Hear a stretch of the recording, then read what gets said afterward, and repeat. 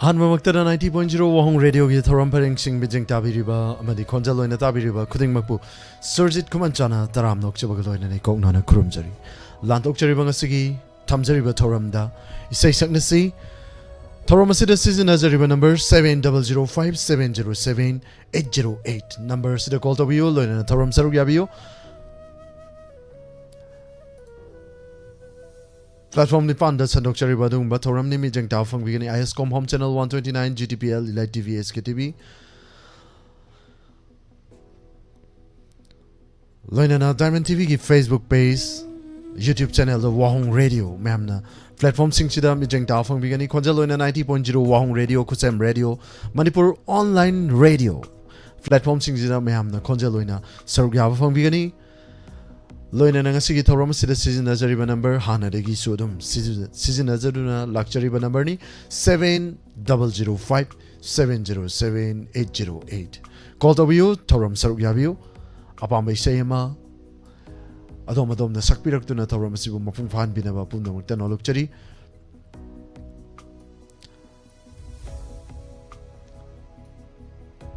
Loinana ahan mamaktada live chat laibiriba khuding makna pibirakpa feedback amadi comment sing tarakna batok chage tohan platform sing da sarug yabiriba sing basu ekoina ujaw fangdraga su khuding makpu taram nok chari kokna na khuram jari Pawung Jante Kumar Savitri Laitonja Madam Padma Devi my bemhal ning thokong study hack thagachari em moina uri sini nungairi meche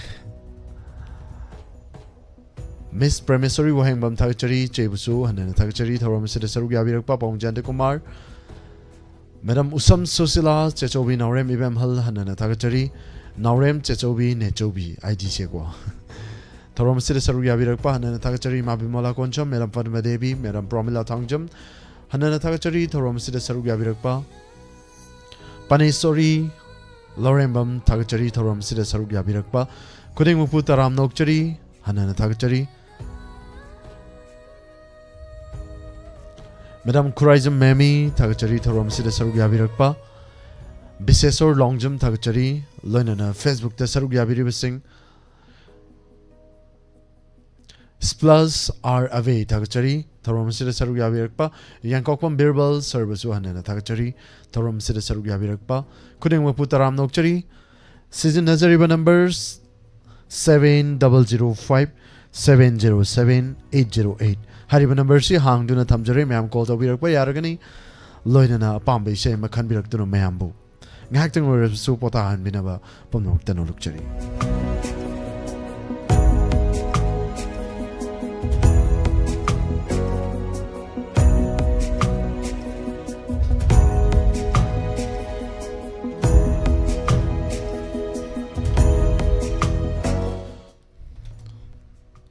Thoramasige hanba caller lokachage ma'am kanano ing minasi madi karambay say khudal tambirakpa taminasi Hello Taram nokchuri madam call to birakpa minga madilay from habiu Sai kambo meleka jilena Taram nokchuri thoramasida saruya birakpa madam ngasi se kari mathel sa bi khroge sang si jang tin nam nam kari do bo yauge enchang mathel yami sibo Hugly amane Yanam mane Nata woman Hi Woman Mari sudo krenatra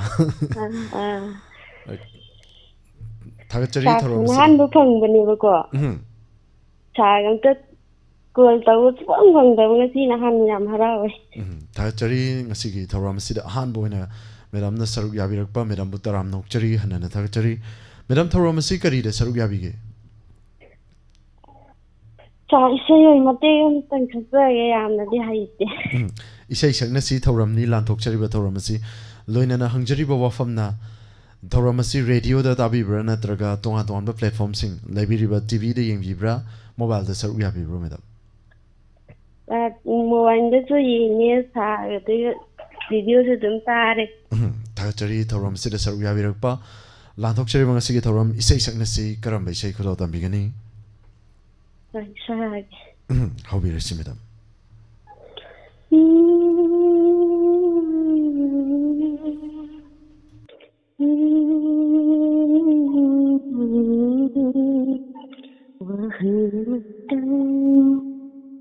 Wahang amatang hangyagi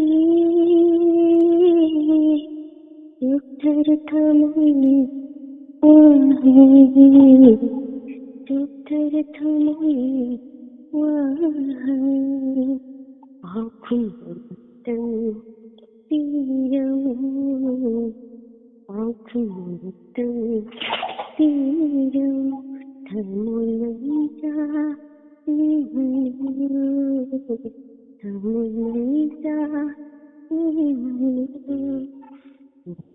Mikunu Nangi wakanta kanjariba Ichanu ichavu Kallu batadana Maharam karinu hayu Maharam karinu hayu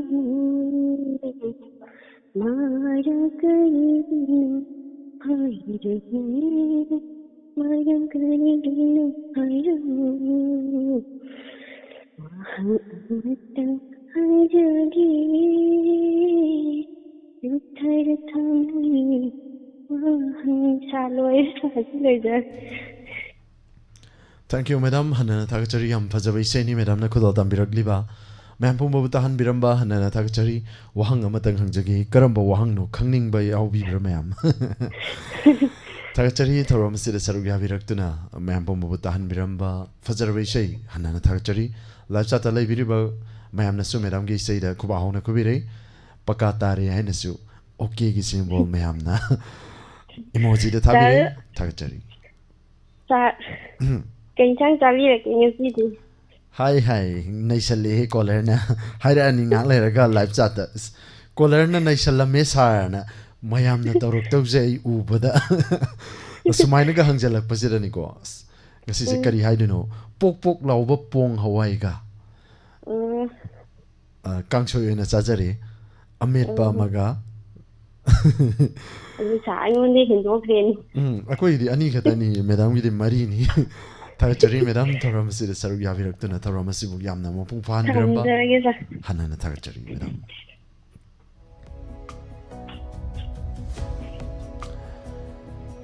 Aina Hajina Banateko, Tashian Harakadonis, Kolerna Naishalame Sar Gaharakadoni Irak Padabudi Tangshangas, Kolerna Naishalame Sarna, Ibirak Patawabu, Mogi Tamoy the Gi Haidok Ningi this. Sir Sikolerna Naisilame Go Gana, Nupi or Gana. Nupa or gana kamaina pongdorokani.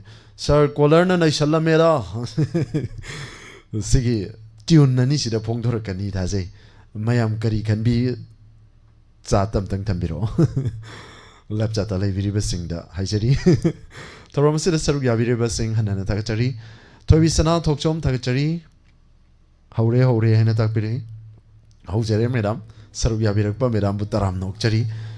Loinana Madam Sunita, Inam Takachari, Taram Sida Saruya Virakpa, Niru Bema, Taram Nokchari. Splus are away. Didn't get away, ma'am. Isay Yam Nadi, Sakninge, Facebook da, Yang Jabani, Ado ay Taba Fangloi. Nungaitre Aise. Karino Takpirise, Amuk Chinkalaga. Yeng badi yawani ai tawa phangloi haisini Facebook ta saruk yawani na sir natraga madam sina isai si saklingai matam da masana tawa phangloi hairi ra plus are away takachari madam hanana takachari thoram sida saruk yabirakpa sir bimolning ombam takachari toibisana tokchom once again takachari thoram sida saruk yabirakpa pibirak leba feedback amadi commenting Kuring Makbu Hanana Takachari, Chitananta Yorgas Waro Vidana Bahana Nigeri, Deven Pukrambam Haigado Maliser, Pukrambam Singh Takachari, Toromasida Sarugya Virakpa, Sosila Lyrinjam Takachari, Toromasida Sarugya Virakpa, Hanana Takachari, Mane Sakling Aida, Sakling Aida di Tazaning Bagi. Isana sakling ida isana tazaning vibes masan tabani tawdabu aina mobile du dei saklagadi aina saruk yariba electronic item do sinagramni na tabu phangloi doneba do habitang chakalaga tabadi do mag yabani sir call the view saruk yabiu thoram sida madam hanana thagachari pawung jante kumar madam thangjam anjana loli maibam thagachari thorom sida saruk yabirakpa bamjai langbam kasar thagachari madam padmadevi Bisesor longjam service hanana thagachari sorojana murangtim thagachari pawung jante kumar kamurbam sofia Madam Hanbi, Madam Busuana Thagachari, Madam Usam Susila, Madam Fatima Devi, Paunjanta Kumar, Imabem Haling Tokong, Ima Bimola Koncham, Madam Oinam Hanbi, Thagachari, Thorom Sidasaru Yabiri Bissing, Kra Tuna Pazaba, Kra Yang na Pazage, Kurajam Mami, Devi, Madam Busuana Thagachari, Chaloli Maibam, Pawung Aribam Ganasyam, Sarma, Taram Nokchari, Sir Surjit, good evening, Sir Ankarge. Program si nungai hanbiu haina takpirehi kan hona jage nungai mayam gi mota lere nungai ba nungai te bai badu di tawu tawu ai phagi jo gai di ke haijade aduna waro biroi madam thokchom gita devi thakchari thorom sida saruk yabirakpa longjam nanao and Bidyalaxmi taram nokchari che pramesori wangba madam padma devi kurengma pu hanan thakchari Madam Romita Sanasam, Thabema Namairakpam, Madam Janaki, Sagol Sem Tagachari, Kuding Mapu, Hanana Tagachari. Matangi second caller, Lokachagi, any subo caller. Hello. Hello. Loida Sujit. Taram Nokchari ma, call to Wirakpa Imagi Ming Amadile from Habi Wima. Ito kong David Sabat. Hanana Thagachari ngasigi Lanthokchari ba 90.0 Wahong Radio gi Lanthokchari ba section nasi thoram sida saruk yabirakpa imabu taram nokchari ngasigi thoram sida karam ba sei khudol tamigani ma Isai go ngasida habo thong ne do isai phade matio kerake ado wafam amtang thamjagi ma Abi ngasi je ahan ba phangbanina mayamna yamna pamna doba mayam gi thamoi je nik lahon doba isai matang khudol tambiramoi ma Nahan haina doini imana dumain tawbiram ba matas nahan gi caller do among tanga call tawra di nungai ka daw ni gan karam bai sai ko tam hobir si ma hobir si ma Kanagi Pundinda Neblu Moloi Ina Palim Pantau Nonga Kaga Kanai Mapamdabu Oina Roni Kanagi Pundinda Neblu Moloi Ina Just lo chara ke sa ham boy bane ni ni lotion grey masu yam phajana ko do tambiram maga khangtap ta lotion gi gaina bado ko yam phajana ko do tambirai Matangi do phajana chara ge Thagachari ma thorom sida saruk yabiraktu na thorom sibo mapung phan biramba hanana thagachari ma Thank you Thagachari ma busu Yam nungsibai sei ni mana kudo tambirakliba kanagi tongjil da bulebluni ningolo bisingi punchigi yamna sagonariba sagonaruna chatlibai sei ni mana kudo tambirakpa hanana thagachari ma matangi caller amuk kudong cha bijage Ramendro Maibam kuman cha thagachari Madam Karbam Sofia Ahan Time Susila thagachari thoram sida saruya birakpa matangi caller amuk lokachari Hello. Hello. Taram nokchari madam call to birakpa mingalai from gaibiu. Nampok sama devi nampi. Lanthokchari bangasigi sei sakna sei thamjari ba thoram asida karam bai sei khuda migani madam. Kano kugi maringi pinau mana sakai sei ma tinggi de sana hindi ni tabudo. Ada tidak okay. How we receive madam?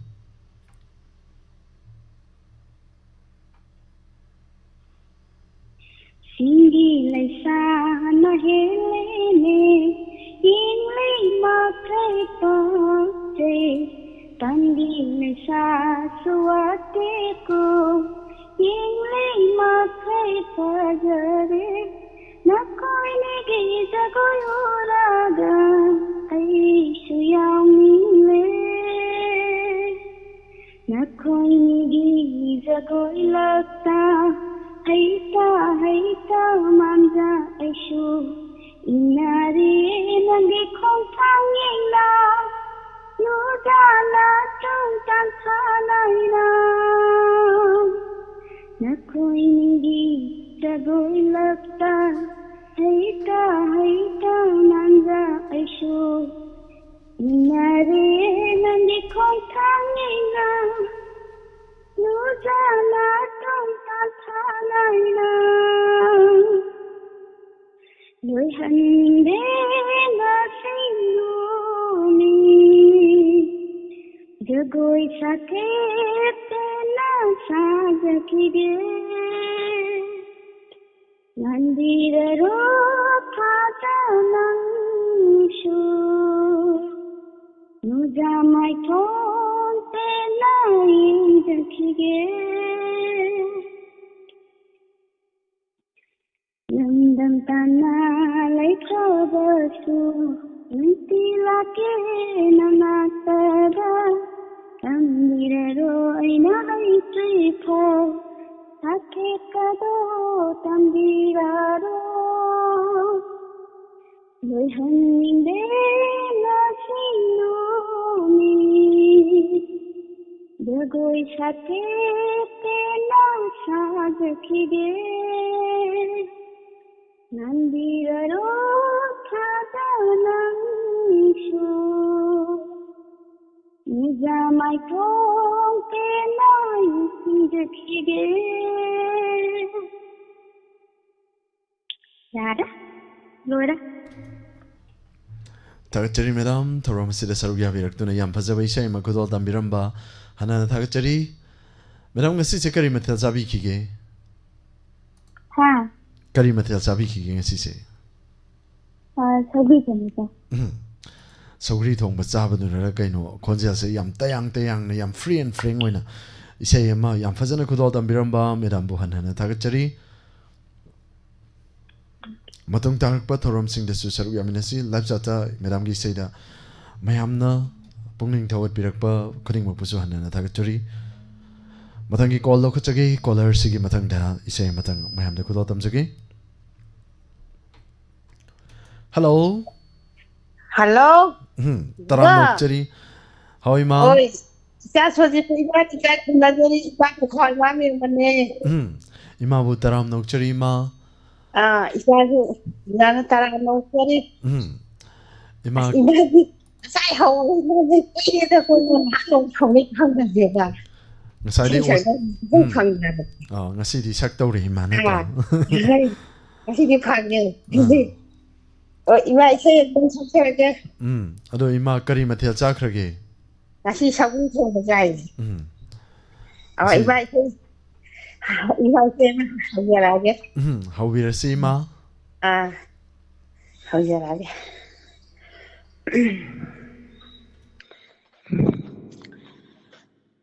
Khôn dồn câu bi lâm đâm lâm nung chi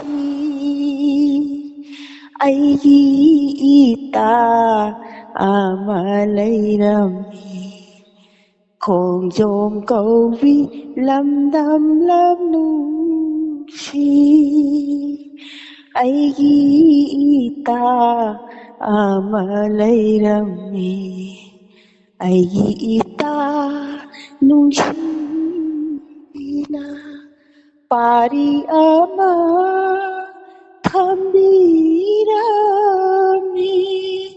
ai gi ta nung chi na pari ama thambirami sao ba sare parale pari nung chi bado sa sare pare thawai kaya pothali pari shivana laita laira tola taraba miyamga loinana khushamnana saninai pari nushibado khongjom kowi lamdam lam nungsi aigi ita ama leiramni aigi ita nungsibina pari ama thambirami aigi ita nungsibina pari ama thambirami ha ita nungsirabi laisin ko mai hangduna amuktadi yengdirauni aigi ita nungsirabi khongjom kowi lamdam lam nungsi aigi ita ama leiramni aigi ita nungsina pari ama thambirami aigi ita nungsibina pari ama thambirami khongjom kowi lamdam lam nungsi khongjom kowi lamdam lam nungsi ima loirage Tagatari ma yamna nungsiba isay ma imana kudol dambirakba hanana tagatari yam phajana kudol dambirai imagi isay yamna nungsi pi gata gitawi ko ima adu isagi loinana magun se he na thagat malasu phatti no mayamna khangnar banga tani imana sei thabiri bai sei se kanada sei thabiri bano haibado mayamna su he na khangnari banga tani aduna mayam thamoi nungda dum khangmina si thagachari ma thawram se sarub yabirak isai nungsiba ma kudol dambirakpa loinana sei thabirakpa hanana thagachari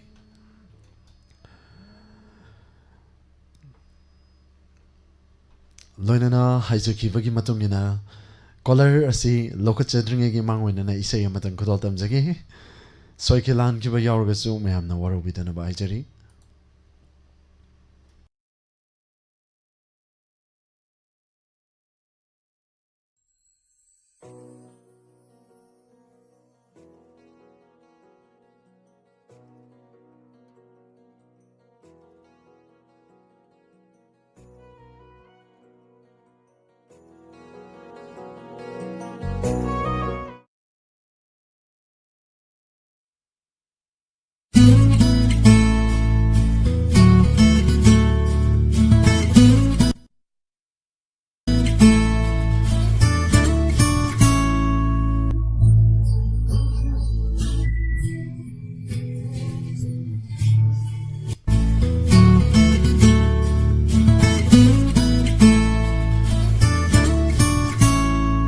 Punsigi asana asu kai kruvada ngasidi hingbagi mau mayeng tarakle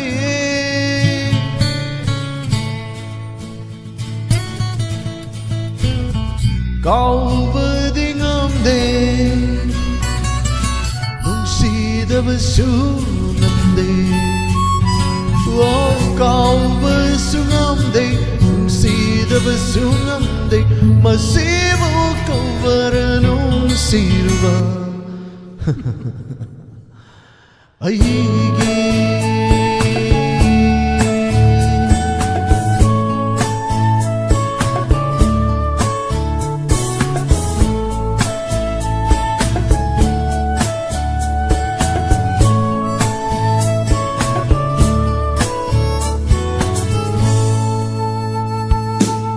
Nangadi angang oiringai kayadi nung sijay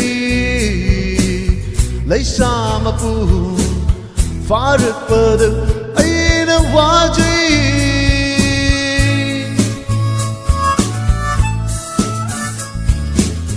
Nangadi angang oiringai kayadi nung sijay Laisa mapu farat pada aina wajay Laikai chalni hairabasu Laikai chal oirabasu Nang bodik aigi ni khanjarui Kaubadi ngamde Nungsidabasu ngamde Kaubasu ngamde nungsidabasu ngamde masibu kaubara nungsiruba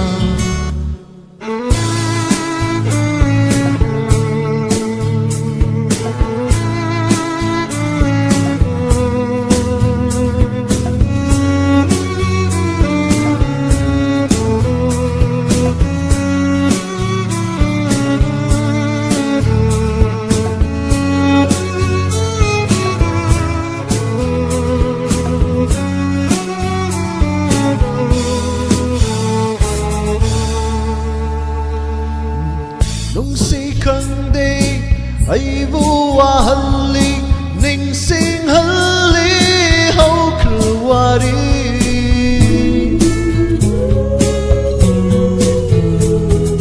ning sing lat pau ni kup khuding sinta halli mitlu pira le foreng torban sida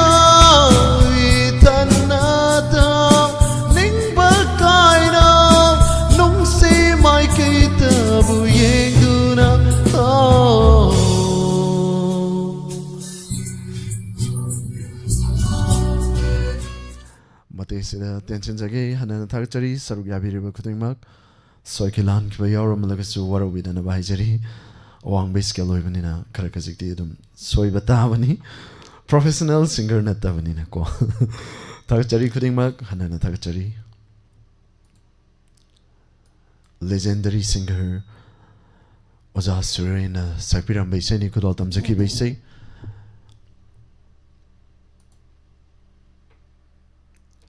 Loinana makha tatharakpa thoram asigi caller amuk lokachage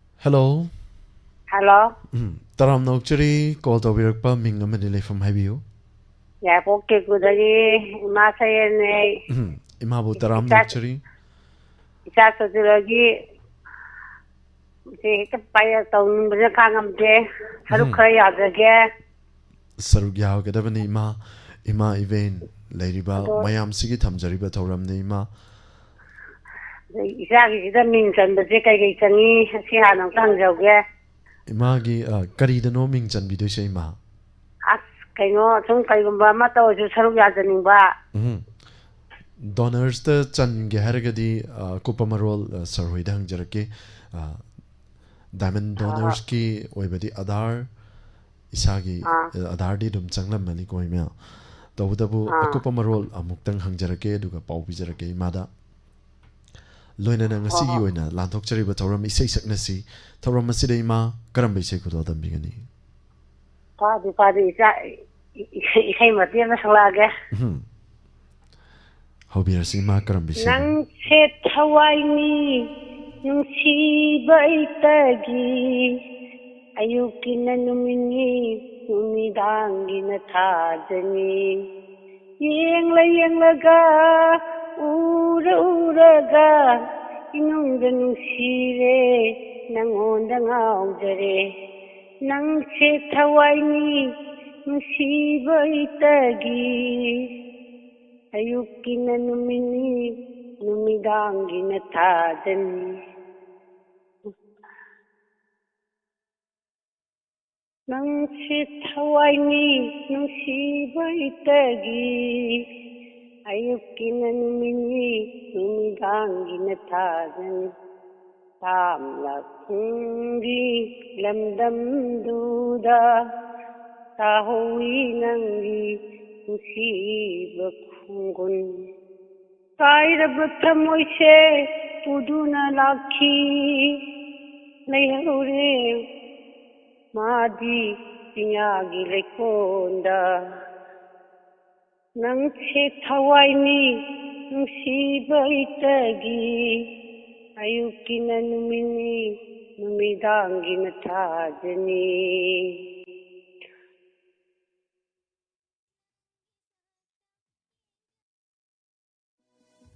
까우톡거리 ꯌꯦꯡꯂꯒ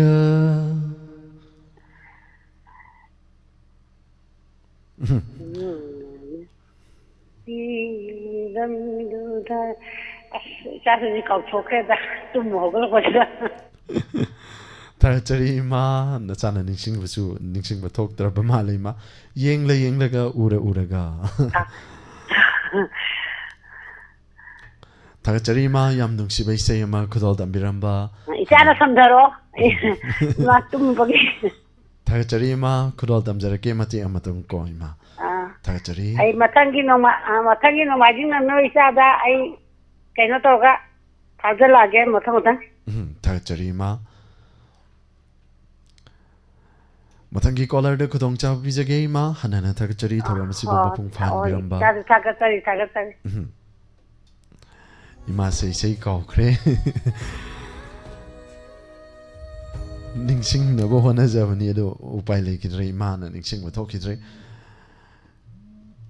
뻥능다 능시레 낭온다 나우제리 머텍도 닝싱 뻥감기드라 말레 이마세 토로마스기 마창기 콜레르 ꯑꯃꯨꯛ ꯂꯧꯈꯠꯆꯒꯦ ꯅꯥꯎꯔꯦꯝ ꯃꯤꯆꯟ ꯊꯥꯒꯠꯆꯔꯤ ꯊꯧꯔꯝ ꯑꯁꯤꯗ ꯁꯔꯨꯛ ꯌꯥꯕꯤꯔꯛꯄ call ꯇꯧꯕꯤꯔꯛꯄ colour ꯉꯥꯏꯍꯥꯛꯇꯪ ꯄꯥꯏꯕꯤꯅꯕ ꯅꯣꯂꯨꯛꯆꯔꯤ ꯃꯣꯏꯔꯥꯡꯊꯦꯝ ꯗꯌꯥꯔꯥꯅꯤ ꯊꯥꯒꯠꯆꯔꯤ ꯏꯃꯥꯏꯕꯦꯝ ꯆꯥꯅꯤꯡꯊꯧꯖꯝ madam Romita ꯁꯅꯥꯁꯝ madam ꯄꯗꯃꯥꯗꯦꯕꯤ Thangjam ꯑꯟꯖꯅꯥ ꯅꯥꯎꯔꯦꯝ ꯃꯤꯆꯟ ꯋꯥꯟꯁ again ꯊꯥꯒꯠꯆꯔꯤ ꯅꯥꯎꯔꯣꯏꯕ ꯃꯟꯖꯂꯤ ꯊꯥꯒꯠꯆꯔꯤ ꯃꯦꯗꯥꯝ ꯊꯥꯡꯖꯝ ꯑꯟꯖꯅꯥ ꯎꯔ ꯌꯦꯡꯂꯒ ꯄꯪꯅꯨꯡꯗ ꯅꯨꯡꯁꯤꯔꯦ ꯅꯪꯉꯣꯟꯗ ꯉꯥꯎꯖꯔꯦ 이마나 가오키바 마틱더니 메담 당점 안전하나수 이비락두나 타비락바 하나나 다그처리 메담 구네소리 라스쿠마리 메담 로미타 사나섬 자나키 사골셈 마랑템 다야라니 다그처리 타롬스르 서루비 아비락바 나우렘 제초비 네초비 비수 따람 나uk처리 마얌기는 네초비 에코인 제초비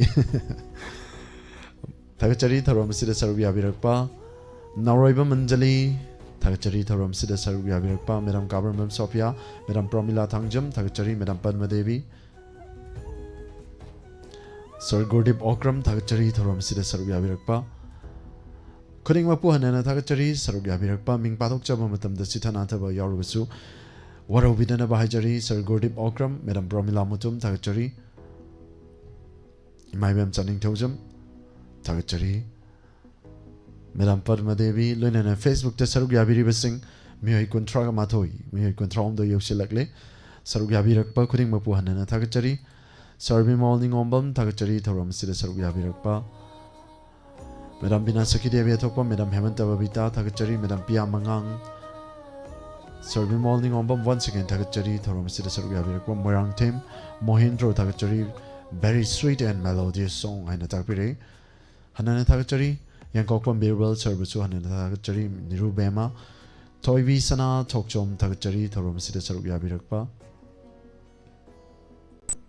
sir Dhanchandra Pukhrambam sir लाइस्ट्रम तकिंग थागचरी यांकोपम बिरबल once again thagachari saruk yabiriba khudingmak asalata mangang thagachari thorom saruk yabirakpa morangtem mohendro once again thagachari ming pathok chaba matamda sithanan thaba aina scroll tawba matamda yobungam daba hana mamang thakta launch laga laikhraba khudingmakna ming pathok pada chithanan thaba yarakpa matamda warobi tanaba amukan naijari mathangi call lokachage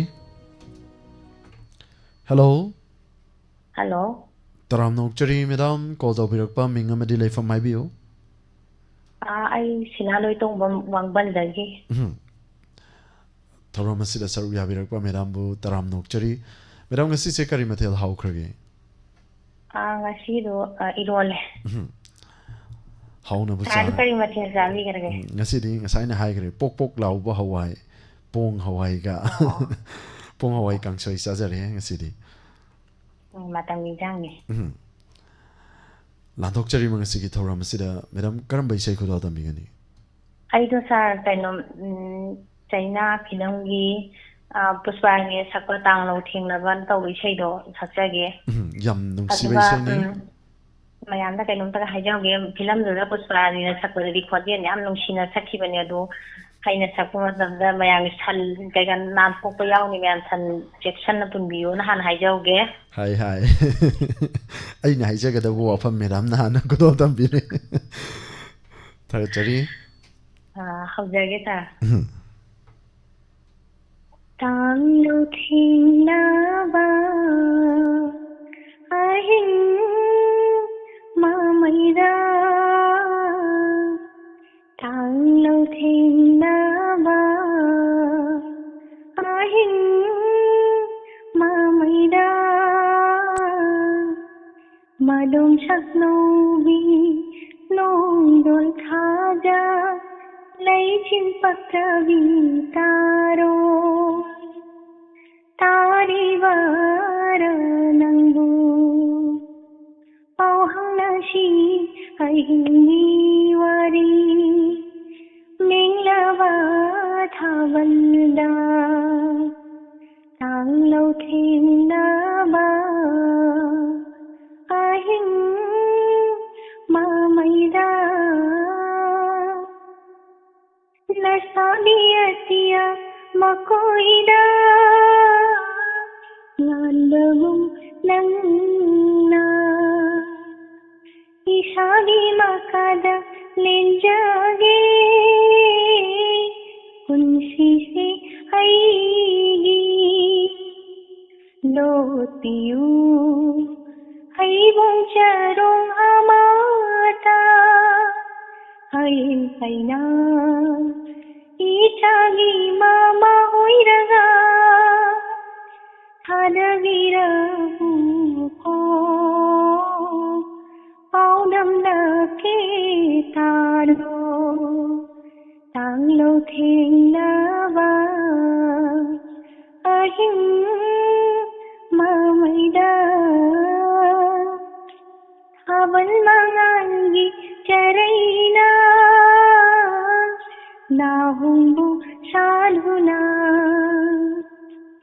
Naukin jani ichabu Mingnama thavanda Tani tani pa Thavali pomna humbada Nulabi Thamoy sheye ning hullani Pangjarani Uina jaba Ishabi makada Tang lo thing na ba Ahin ma maida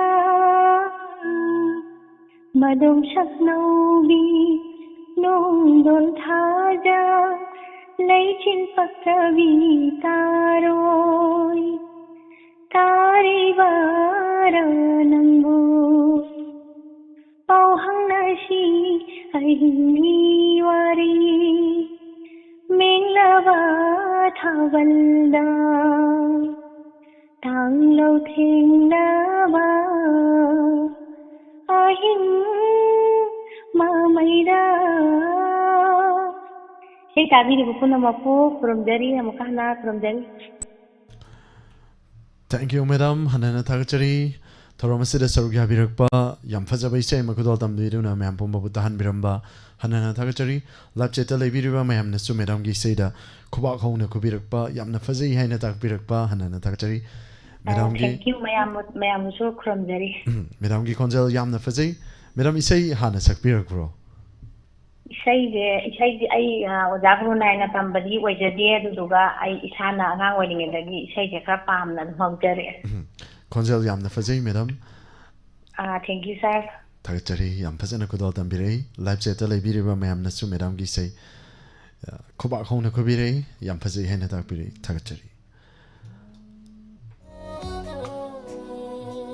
Thoromasigi Matangi Kola Muklokachagi. Hello. Hello. Taram Lokchari. How to ande kupi? Thagachari, Madam Gasigi Thoromasida Sarugya Birakpa. Karam Baishay Kudal Tamzigani.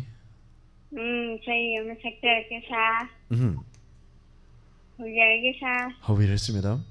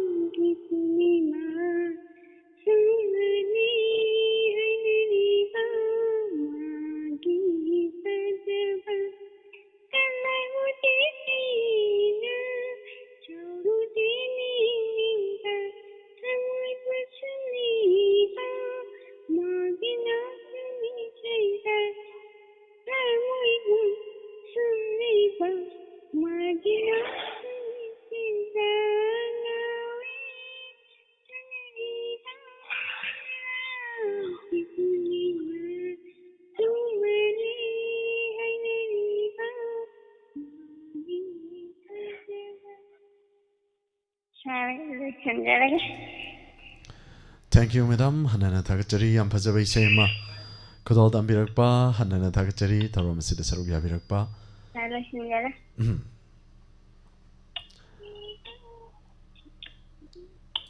Yampazabay Seni, Madam, Kudal Tambiram Liba, Ngawi Hainariba, Meragi Fazaba, Meragi Purnima, Sumatli Sonariba, Mahaki Fazaba.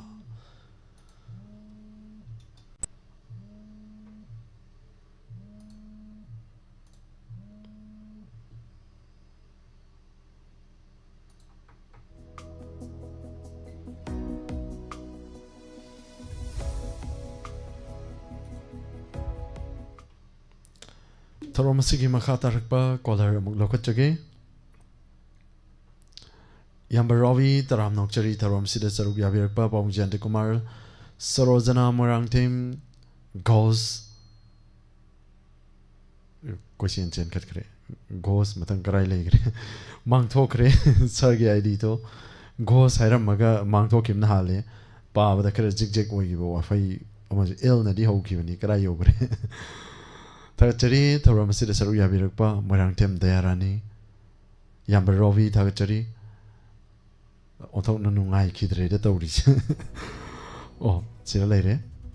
Liang Omang, Thagachari, Thoromasida Sarugya Birakpa, sir, Ghost Liang Omang, Thagachari, Paumjante Kumar, Yambaravi, Morangtim Dayarani, Naroibam, Anjali, Thagachari, Thoromasida Sarugya Birakpa. Pura Arui Bini, Haisini. Madam Guneswari Raskumari Thagachari Tharom Sarugya Birakpa Maibem Chaning Tojam Madam Padmadevi Thagachari Pisak Thoksom Thagachari Sarugya Birakpa Nauribam Anjali once again Thagachari Madam Kabarbam Sophia Imaibem Halning Toko Yambaravi once again Thagachari Sarugya Birak Liba Kuding Mak Savitri Laitonjam Thagachari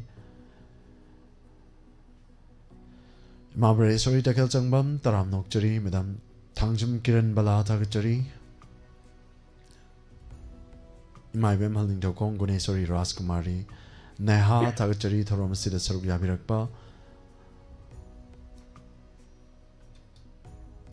Madam Padma Devi Imalalita Yenkom Naurima Manjali Kuning Mapu Hanana thagachari live chachi hanjan pirakpa loinana Chankhet ki bayaw banina pathuk pada chithanantha bayaw rusu warawidana bhaijari Amita Thaunawjam thagachari thorom asida saruk yabirakpa Saitapati Maibam thagachari thorom saruk yabirakpa Imalalita Yenkom Naurem Ichen Sarojana Marangtim Net Naurem Chachobi Nechobi thagachari Janaki Sagol Sem Kuning Mapu Hanana thagachari Madam Romita Sanasam M Tomba Singh thagachari thorom asida saruk yabirak liba kuning mak Paung Janta Kumar Imalalita Yenkom thagachari Loinana Facebook ta leibireba Madam Binasaki Devi Athokpam Tobi Sana Thokchom thagachari Kanglai Paki Mamam Loi Serbi Morning Ombam thagachari Madam Pia Mangang Yumnam Dilip thagachari Wow beautiful song Haina thakpiri Serbi Morning Ombam once again thagachari Madam Hemanta Babita thagachari Bidyarani Chingangbam thagachari thorom sida saruk yabirakpa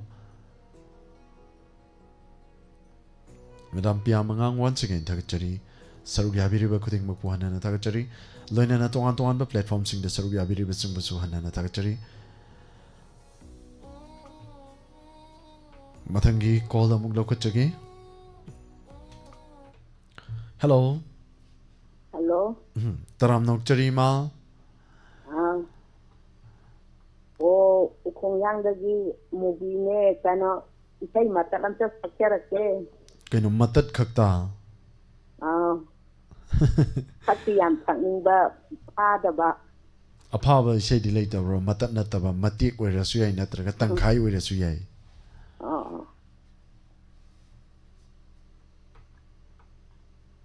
how jara di wa how virasi ma Dai kisalaba kaina se karam nakhang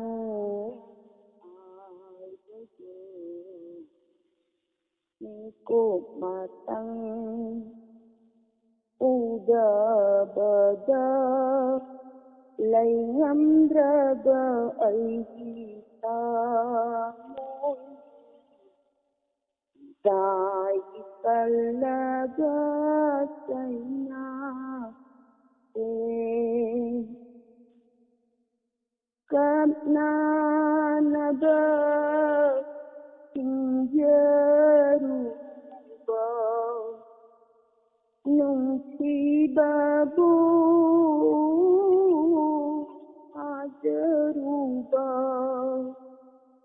ai tagi Iran oi haure idong kapjabanatana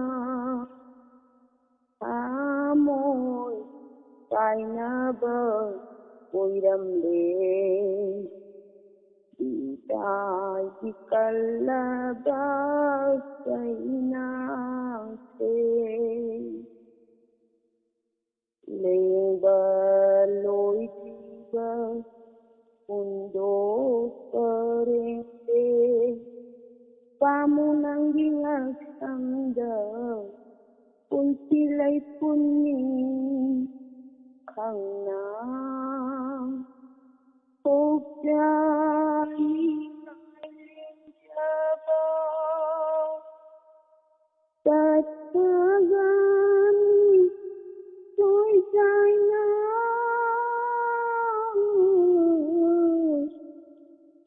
Tatagani soy jaina Dai dikalaga kaina se Kuma dosan jarage thagachari ma yam phajaba isai ma matat kaijali ma se isai phade matat amtang thagachari ma thorom asida saruk yabirak tuna yam phajana isai yam nungsiba isai ma kudol dambirakpa hanana tagacharima loinana thoramasigi matangi caller lokachadringai isai amatanga kudol damjage nupa nupi ani punna sakminaba isai ni tawdabu hadakti nupa khaktana kudol damjarake call tawbirakliba caller nasu call ngahaktang paibinaba nalukchari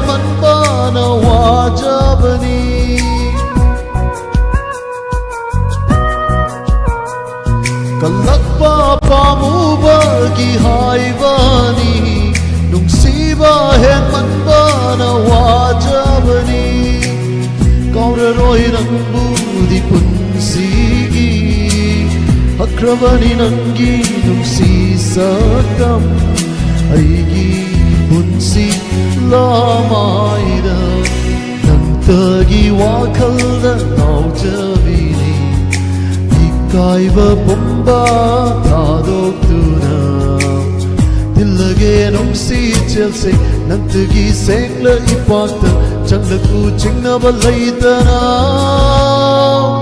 aibu hana Lakho, aibu hana khang lakho.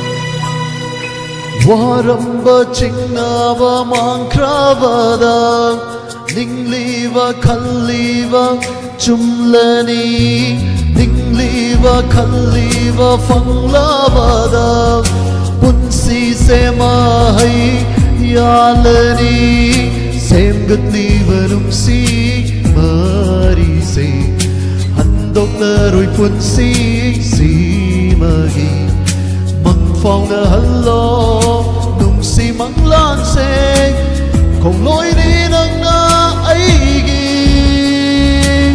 bun si đi nâng na aigi Marol thokrava imin sina Thamoy dalona tamlat pani Nanggu fajay haina Nanggu fajay haina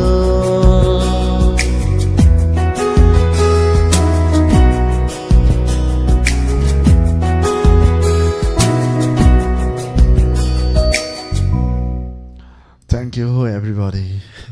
Hanana thagachari lanthok chaki matamda soiki lan kiba yorum lagasu waro bidana ba hanna Nigeria. Tharomasigi mathangi call lokachagi.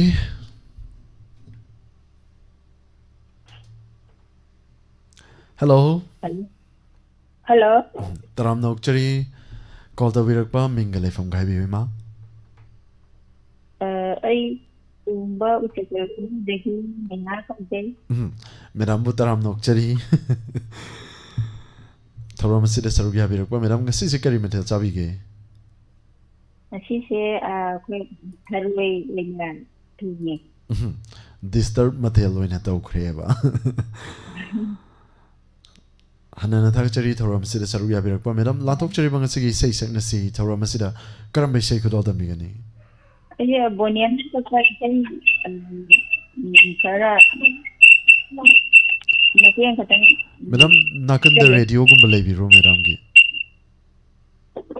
lagi Natraga mobile do loudspeaker de gumba thabi bro. nam ki thada de yara bra. Ya jare madam. De sai mating tang jara ki Hobirasi madam. Wakhalgi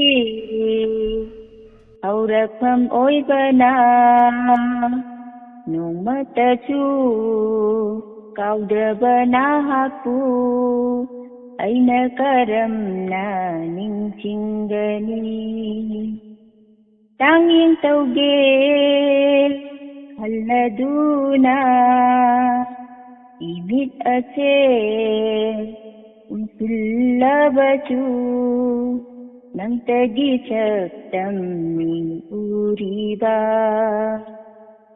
Amoida Lutuna Laikraba Nahaku Mapam kadaida Tirugani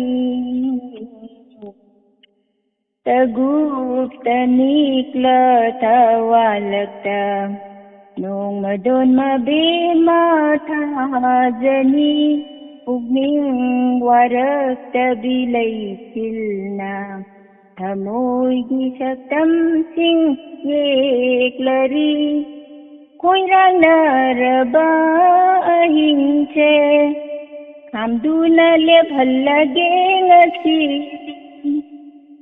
Nata amuktang kamladuna ahinchi di kajara saktam sing mapungpahan biraru nahakna Jalukhan jarake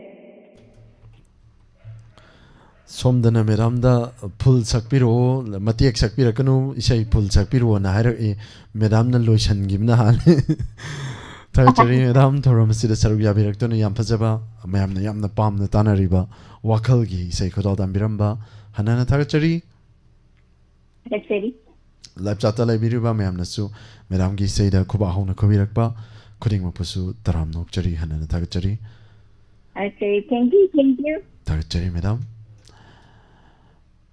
Loinana live chat laibiriba mi sing tanta na pathok chagi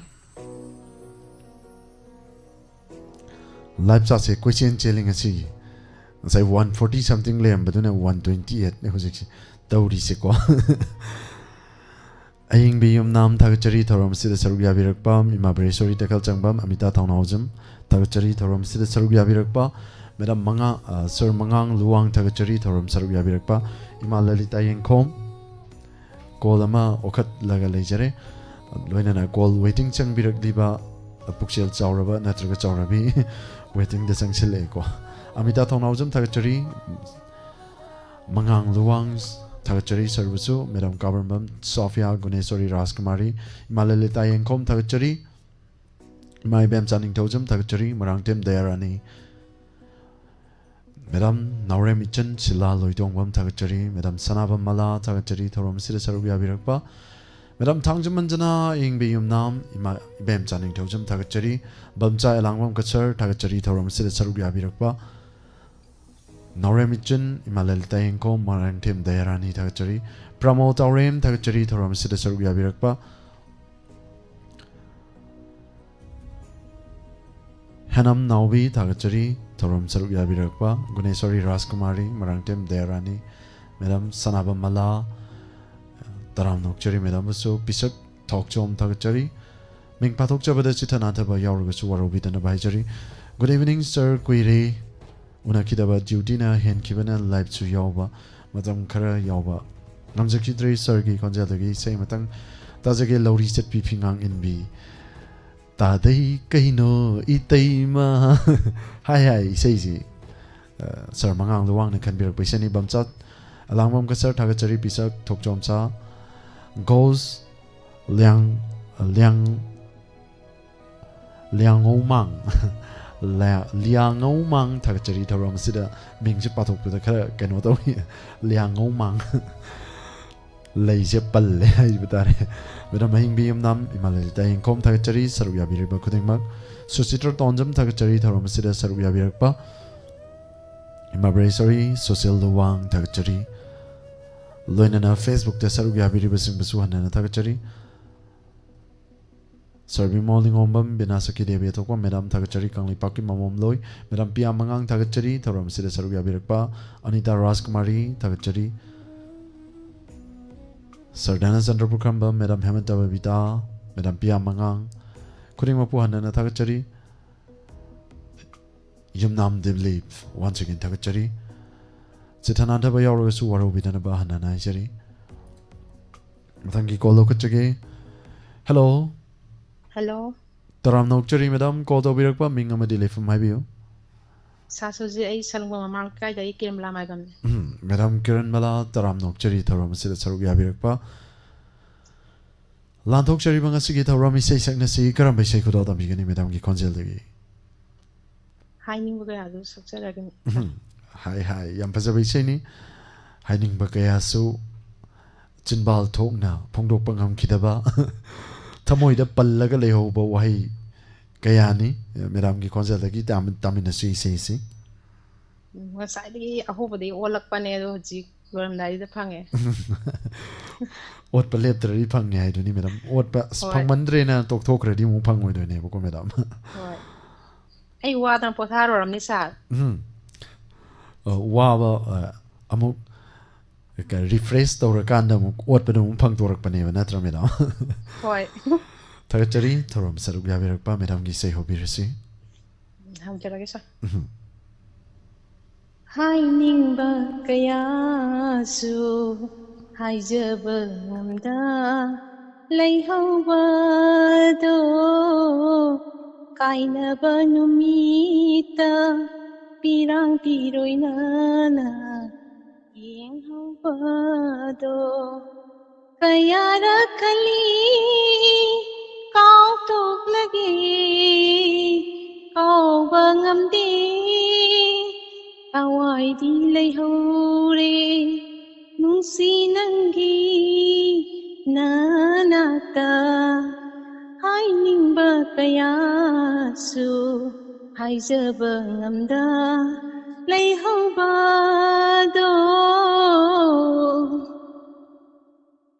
May sakit lagi, tabla ga, lainal kanuri, nagnalay ngay. May sakit lagi, tabla ga, lainal kanuri, nagnalay ngay. Warurangani, nanggi kamoy na.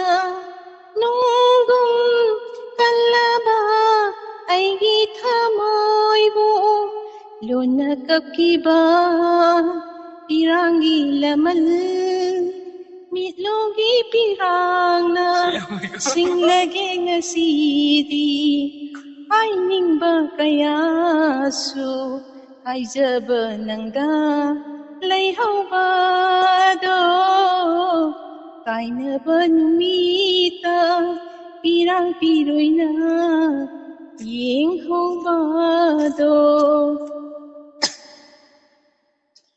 Ipang sinzaki nung dolang sinda warili zaki lamgi siklada Ipang sinzaki nung dolang sinda warili zaki lamgi siklada Naitom tahore wana lilaure Nangdi khangiroi aigi awabase naramdraba punsigi khongsata asuwaba maisa panglamloy ngasi ay ningba kayasu ay zaba nangga layhawado Kaina banumita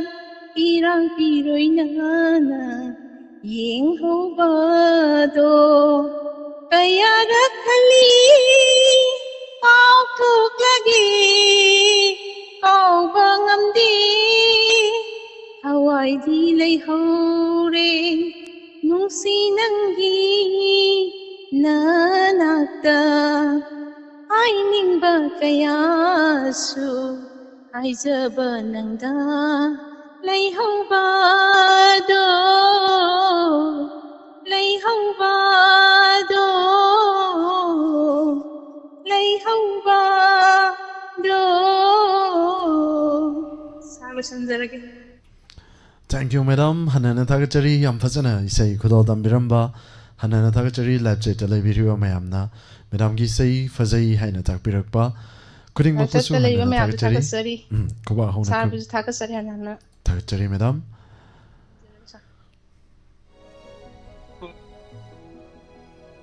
pothage to rambani caller na phajabai se ma tahan bibagi damak thagachari sarbasu haningai leitana thagachari haina takpirai madam kanglei paki mamam loi phaja rabai se kya call to birak diba caller sing na kudal tambiramba kuding ma puhana na thagachari madam Anita Rajkumari kanglei paki mamam loi mabina saki debe topam sarbi molding ombam thagachari madam Pia Mangang Sir Khoirom Nanaubi thagachari saru yabirakpa madam Pia Mangang once again thagachari madam Hemanta Babita thagachari thoram sida saru yabiriba kuding makpu ngasi di Facebook se santi lei kaidawre ngasi santi lei se hayeng Black Day lei bagira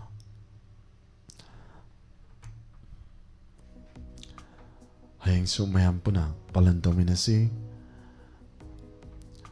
loinana thoram sida saru yabiriba sing madam Sonia Oinam Amita Tonawzam Kabram Sofia madam Sonia Oinam Tangjam Janal Mabimala Koncham Ibeya Maguru Mayum Imabusu Taram Nokchari Bamcha Elangbam Katsar Sarojana Murang Tem Tagachari Thoramasi Saru Yabirakpa Madam Tangjam Manjana Kabram Sofia Tagachari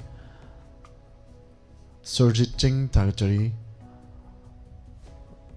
Lay Marembi Naurem Tagachari Bamcha Elangbam Katsar Tagachari Thoramasi Saru Yabiriba Kuding Mapu Hanana Tagachari Taram Nokchari Susil Luwang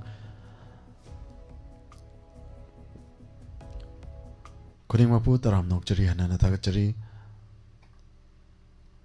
Guneswari Rajkumari Murang Tem Dayarani Tagachari Hanam Naubi Tagachari Thoramasigi Matangi Call Lokachagi Loinana Thoramasigi na Aroiba Collarni Lokachagadori base Collarsi Mampuna Taminasi Thoramasigi Aroiba Collar Gisi Hello. Hello. Taram Nokchari Madam called Obirakpa Mingale from Gabio. Sir, arroy the luxury, I post by the Kaidigi, Kongwam Punimani. Hi. Madam Kongwam Purnima Sipai Kaigi ko. Taram nokchari tharom asida saruk yabirakpa madam lanthokchari bangasi gi sei saknasi tharom asida karam bai sei khudo tamigani Sa isai pangsang sang da bam tang saksa bage aroi bazu ramina. pangsang sang da ba Aw. wata se nungai ri madam gi hobirasi madam isai Hujaraga sa. Nanggi adugumba minogdudani aina tunda namang mangliba. Nanggi adugumba miding dudani aina pothapam khangdana liliba. Nanggi adugumba minogdudani aina tunda namang mangliba. Nanggi adugumba miding dudani aina pothapam khangdana liliba. Onthokna sumangau thikreda apam nungsigi wakhal phanglaroi dara khalubada nangbu pakhang pukning laitadare. Nanggi adugumba minogdudani aina tunda namang mangliba. Wangang dabi nanggi natauda tuina hina nungsi halle luna yeng lakpa uran mijeng duna tuina hina sakhalle. Nanggi adugumba minogdudani aina tunda namang mangliba. Nanggi adugumba miding dudani aina pothapam khangdana liliba. Salo silage. Thank you madam hanana thagachari nangi adugumba mijeng dudani yam fazaba isai makudol tambiramba madam bu hanana thagachari. Thank you, sir. Thoramasigi last caller na kanbiram kudol tambiramba isai ma'am पुनः तामिनारबा मतुंग थोरमसि लोइसिनजबगी अयाबा तसु ma'am दगी लौजगे madam गी सेदा खुबा खुबिरकलिबा थोरमसि the सरुक याबिरिबा live चाटा लेबिरिबा खुदिंग mak puhana na thagachari loisilakpasidi sargi sei amatang matau tamlaga sakchai ke loinana ngasai khanbirakpa sir mangang luwang isai do phajana phajadabana maram oiraga mate amatang khudol tamjage karaoke yaudabida lori chatpi yam nungai ba isai ni sarna haibiramba isai dumakti tobu tobu warobiroi mate amatang khudol tamjage lori chatpi fingang in bi lori chatpi fingang in bi tadai kaino itaima tadai kaino itaima wangang haite sauvino thaugalon khangde ngakpiyu wangang haite sauvino thaugalon khangde ngakpiyu nanau laivak thivane nanau laivak thivane lori chatpi fingang in big lori chatpi fingang in big tadai kaino itaima mate asina penwena se loinena sargi khonjal dagi sakiba mayamna yamna pamna tanari bai sei khodol tamjage yaning hulakle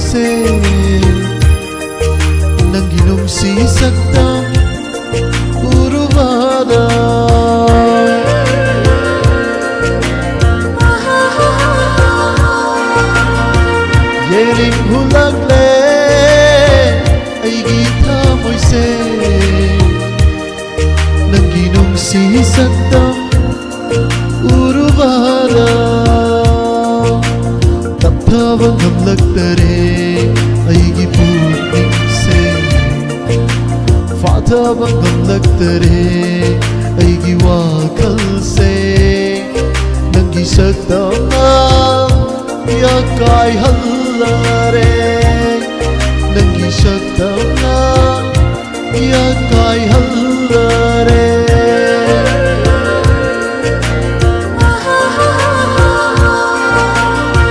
Getting hulagle aigi thamoy se nanginong si sakdam uruvada nanginong si sakdam uruvada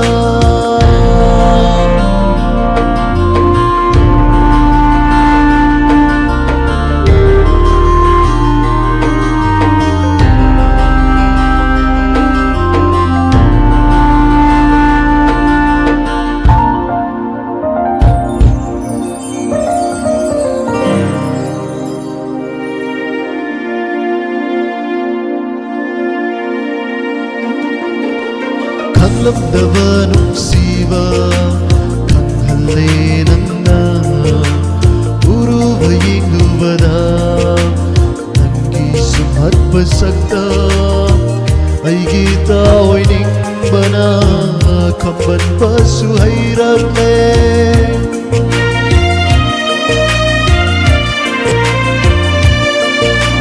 Kanglapdaba nungsiba Kanghalle nangna Uruva yengduvada Nangi sumhatpa sakta Aigi taoy ningbana Kamban basu hairagle Mikum amatasu Kauba ngamdare Mikum amatasu Kauba ngamdare Nangbu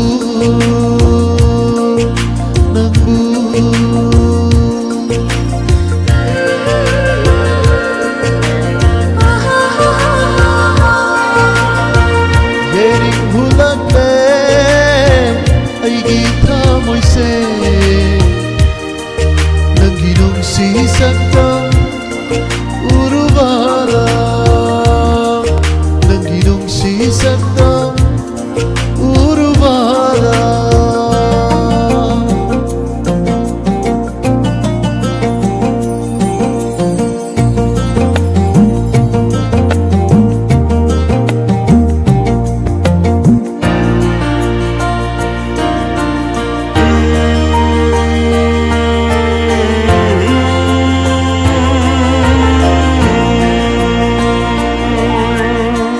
Lava malam sahuna humnakpada Nung siring na chot halay Aigi hakjang seng Nangi atang amabu fangnaba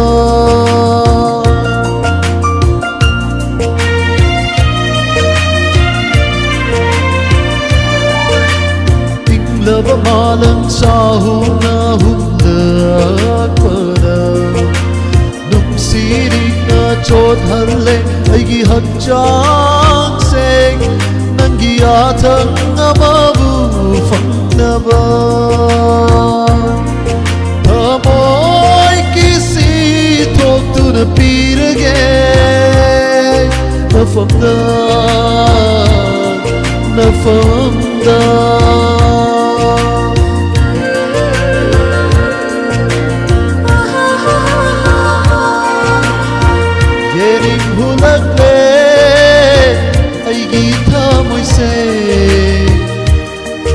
Nanginong si sakdam uruvada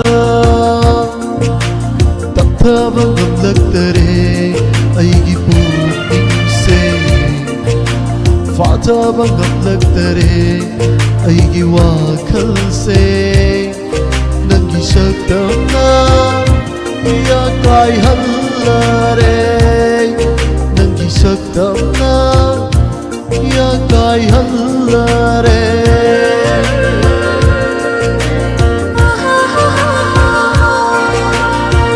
Yening hulagbe ay gita moise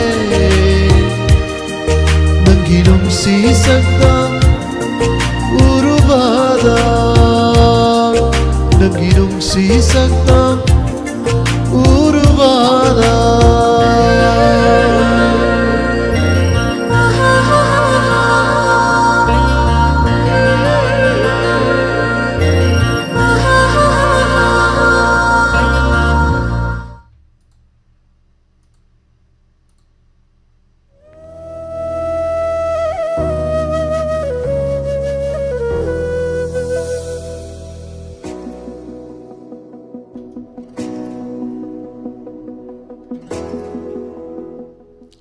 Hanana Tagachari, Thorom Sida Hobodagi Loyo Foba Saruya Biriba, Kodingwapo, Hanana Tagachari.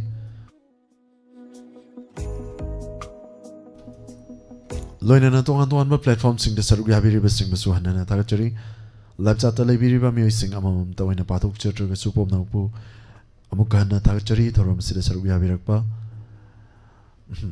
Korom Nanaomi, Sir Napi getting a sequenary, Matam Sisu, Lotion Kibana Maramuraga.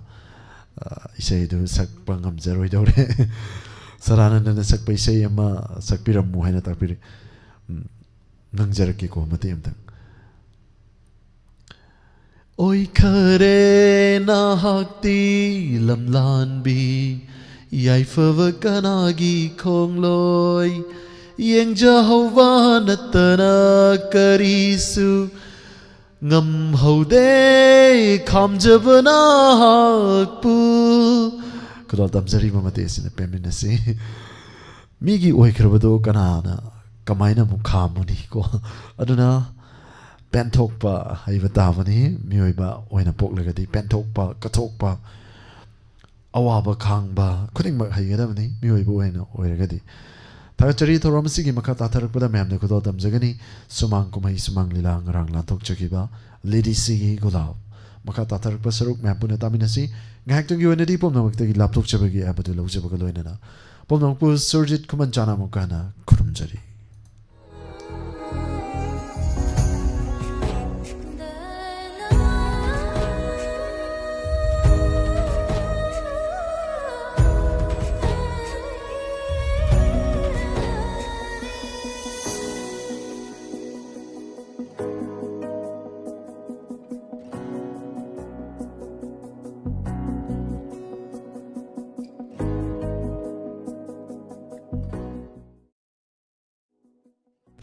Lantok Chariba 90.0 Wahong Radio Gi Thorom Gi Makatsa Tajarakpada Mayamda Mukudol Tamjari Sumang Kumai Sumang Lila Ngarang Lantok Chabiki Ngarang Lantok Chakiba Lady Sigi Gulab Makata Tarak Pasaruk Mayamamu Punataminasi Kudol Tamjari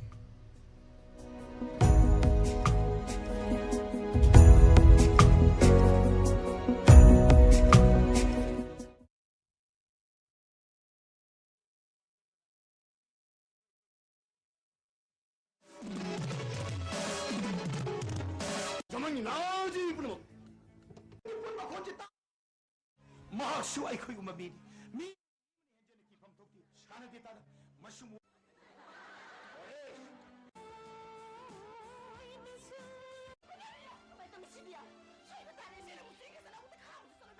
Tungan kayo pweste mewa ay na branche.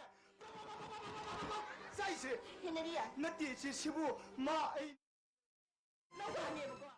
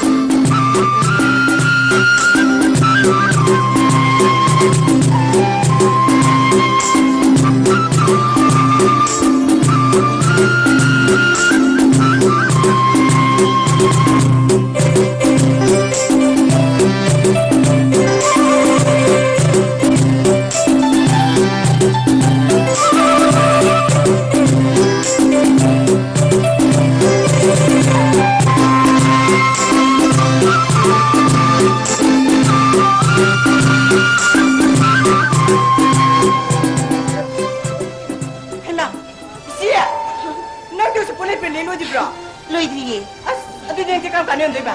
Pwede namin tawan doon sa ikitulog. Pwede namin tawanan din sa kway tam doon diya. Nangi ba yung mulo siya daw? Lori isi at nga si di pori mo kuno nga ang tawag ni kamre si. Bot ka to na kita tani. Nahamog din siya. Piga humay ka lagi tumo ko sa unay din na. At nga si to na kita tani kaya nga kamre siya. Ay na, siya na ganun yung kila. Kayo. Yung ulit yung pwede na bisama yan siya. Isiya, sipay na eh! Kaya Honay kisipay din eh, Boris do. Masingang sige. Isiya, Boris do mo sa niya. Ay kipi yung mandasang ibo ko. Ay nung di kipi, malalaga niya. Mamagsamdayan sila kasat kipa. As! Ay di magi masak do. Kaya ang sikang brace siya. Pasang tawag ni kang bra. At isiya, nawang ibo ko. At ay, Nangailay yung black ni Tafu ka po. Bakto ka rin siya. Wala ilay libila ka ni Haran pa ni isiya. Nagsusuwadi ka na kami. Kilo ida, ako yung bitigay siya ibiro ay. Ay na, tira ka na kang isuwadi ka na hasin ko ay. Milky! Milky! Kanano ka gusto mo? Hinali na ako. Kadong na lagi. Siya, Milky lapar siya.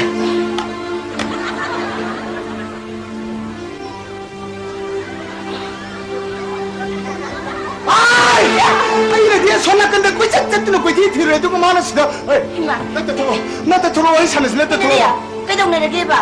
제 마기 피신 거 이번이 꿀짝짝 는 열미나래 루이래 어떻게 영어 보세요 어떻게 영어 아이게 해봐요 엄마 때 요면 여름날 거고 바보 따다 엄마 가이 하여튼 지금 매봐 시다 붙고 나기 터와있는 놈 아주 놈이 있지는 뭐 Ano mo? Pwede namin nawan yung minara sa ikitulog. 아두디 마시하고 들어있어 Pwede, masyaw din niya ba? 아두디 따디 그 시까지 야 쟤 Kayo. 내 아미기 거만들 그 군대라고 해봐 ai khoi li disi festival du chanam hakku du ai khun gi secretary khoi pal khoi community hall wari sana wai ba as ai khoi di jago so mat tam de hai yon duna po sai yon duna phi yon duna hum le le hayang commander gi mamang ga jago chore di khun ni chok ni ko cha Jagoy budi, pwede namin nawan tang doon siya. eh adi di se jago ta man nang na ba hai si jo yo thok na sira Pwede, yay lao sa sila. milki la hai si jo thok na sira jago ta man nang na ba la Ay, hindi ka naman sa tunay diya. Masima po lang giti kantin hema siya. Matawag nila tabi nang nasay ito kimigi matukoy na dila lagi. Yes, Milky ah. Kung sito naman hema siya yung liyaw yung kay. Wai po mo, ay sungka me ka naman. 뚜뚜뚜뚜뚜뚜 마기 수마이나네 아이기 마기 하이나 뚱한 계속 버스네와 아이나 프란체 바바바바바바바바바 사이즈 Hinali ah. 나띠지 시부 마 아이 누시네 하이버기 쿠담 라이버 Henariya! Nang siya no kumatsok salita. Nung paano ko na nung sinarabadi, ningon mawag at hek tayo sa lapas saya. Ay, dahil ka tayo mismo ko lang. 너 하이나 디디케노 나 아직 하이나 하이나 디디케노 나띠 이바리 뚱나 사이로 나띠 바이 뚱나 사이로 Oh, nandi siya nakalanin dala izan ulit nagya. 그 슈까지 Oh, pepe ka si Baldi. Isi na kasi masidaw bra. Si masidaw pa, may hindi kimi sila po. Yaw din. 여러모 Yaw, tapos ka si Baldi. Naibaso na ikin mas 이누코 Inuba. Milky ah. Why? Milky, kayo naman. Ibatas ko to 이거 못달로 깜짝이 못달로다 넌 숨은 못달로 Ay, sumunod tuloy bilang. 낭나 숨은 못달로 야들이 이렇게 도개요 낭남이 또 됐더니 이렇게 됐으니 내 딸애들 Naman ka nabati na. May nabati si po. 아니 나는 시계를 말려고 아무리는 거 가무라고 넌 당신의 시범을 보이지 카메라 다 배워봐 이따 배워봐 아들이 싱가루 비슷 좀 더러거네 아이 시계봐 아이 시계가 나는 누마니 할 따지네 아이 시계고 여기 아이 시계로 내 May tamisibya. Siya iba tayo sila kung sige sa lakot na kamu sa labas mo. Nagtano kayo ba niya? Hindi ka mukha ko rin ako. May tamisibya. Uy, hindi rin! Teka! Ikitulog. Opay! Siya pa talaga siya!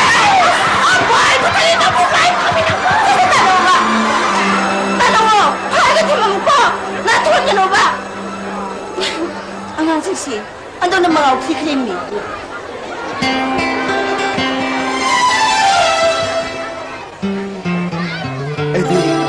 시실리 디스 페스티벌에 올라왔더니 그때를 내가 내려게 된 스칼람만이 아두고 내 코스에 나타나디 그때를 내가 몇 달을 힘들어봐 페스티벌 소름들이 아도 라브니나 레이도 막 떨어지게 되나 Hindi ko siya ni. Ako ꯑꯄꯥꯝꯕꯤꯗ ꯈꯟꯕꯤꯌꯨ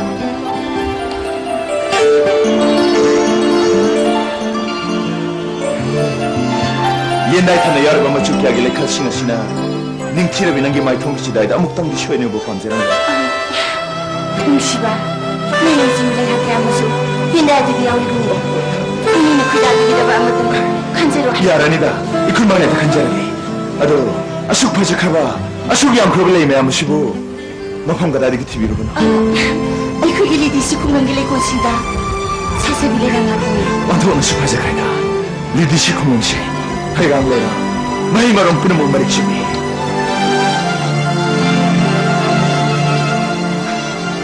그래서 신시 수익당에 강목간에 도자라이 로이는 뭉시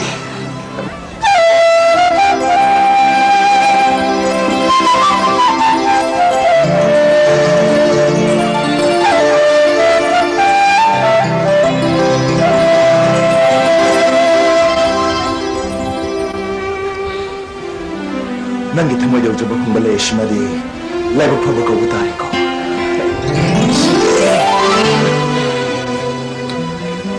nahaki nungsiwaina leitingob leirangasi kayada maraiba fakhan ado leitu matungi nana kamdana ba ising khakachai awiba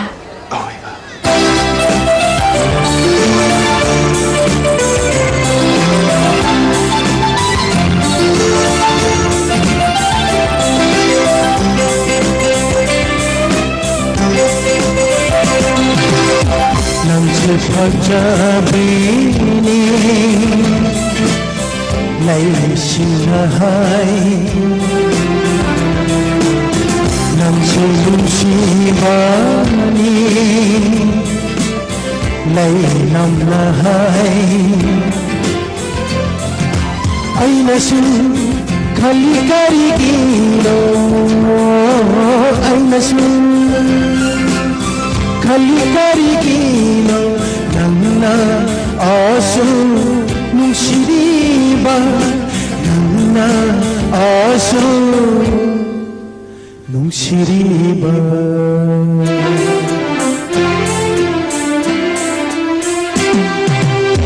नमसे फजाबानी नमचिलहाय नमसे नुसिबानी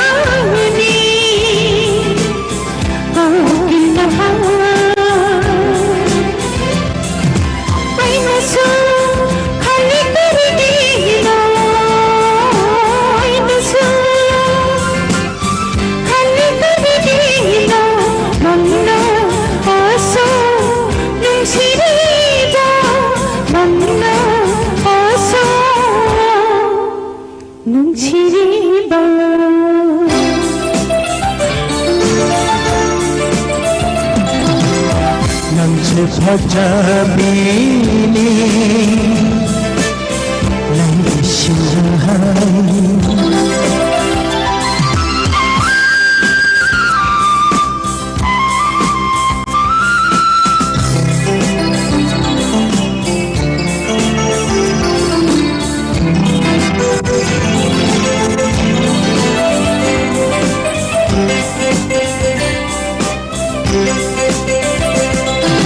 Laisina nama pairaga nangi haksanda hengeri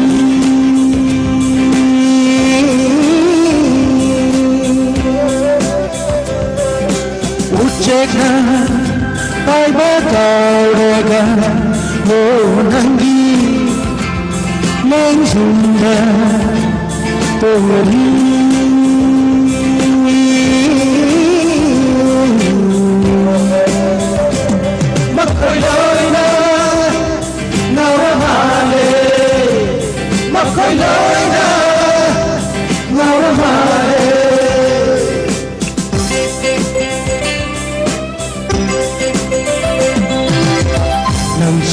फजाबीनी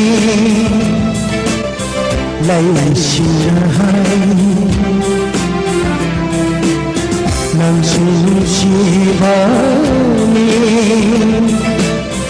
लैनमनाहाय అయినసు కలి కరిగిలో అయినసు కలి కరిగిలో ನನ್ನ ಆಸು ನುಸಿರಿಬ ನನ್ನ ಆಸು ನುಸಿರಿಬ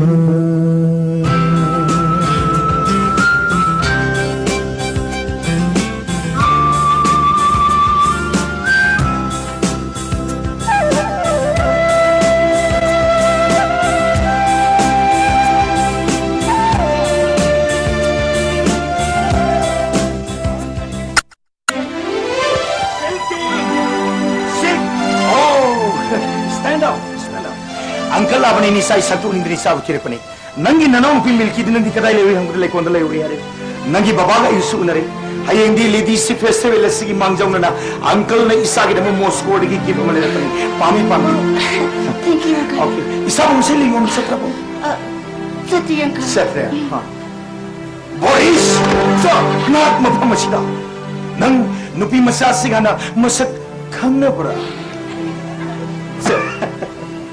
नंग नुपी massage नुशीरो लेना तो uncle पतले lady Singh बा ले पड़े खराब भी को ओके आई मुंडा की पुला मसाम लो सिल्की अंकल पुरो यार okay okay okay okay okay okay uncle पुरो यार सिल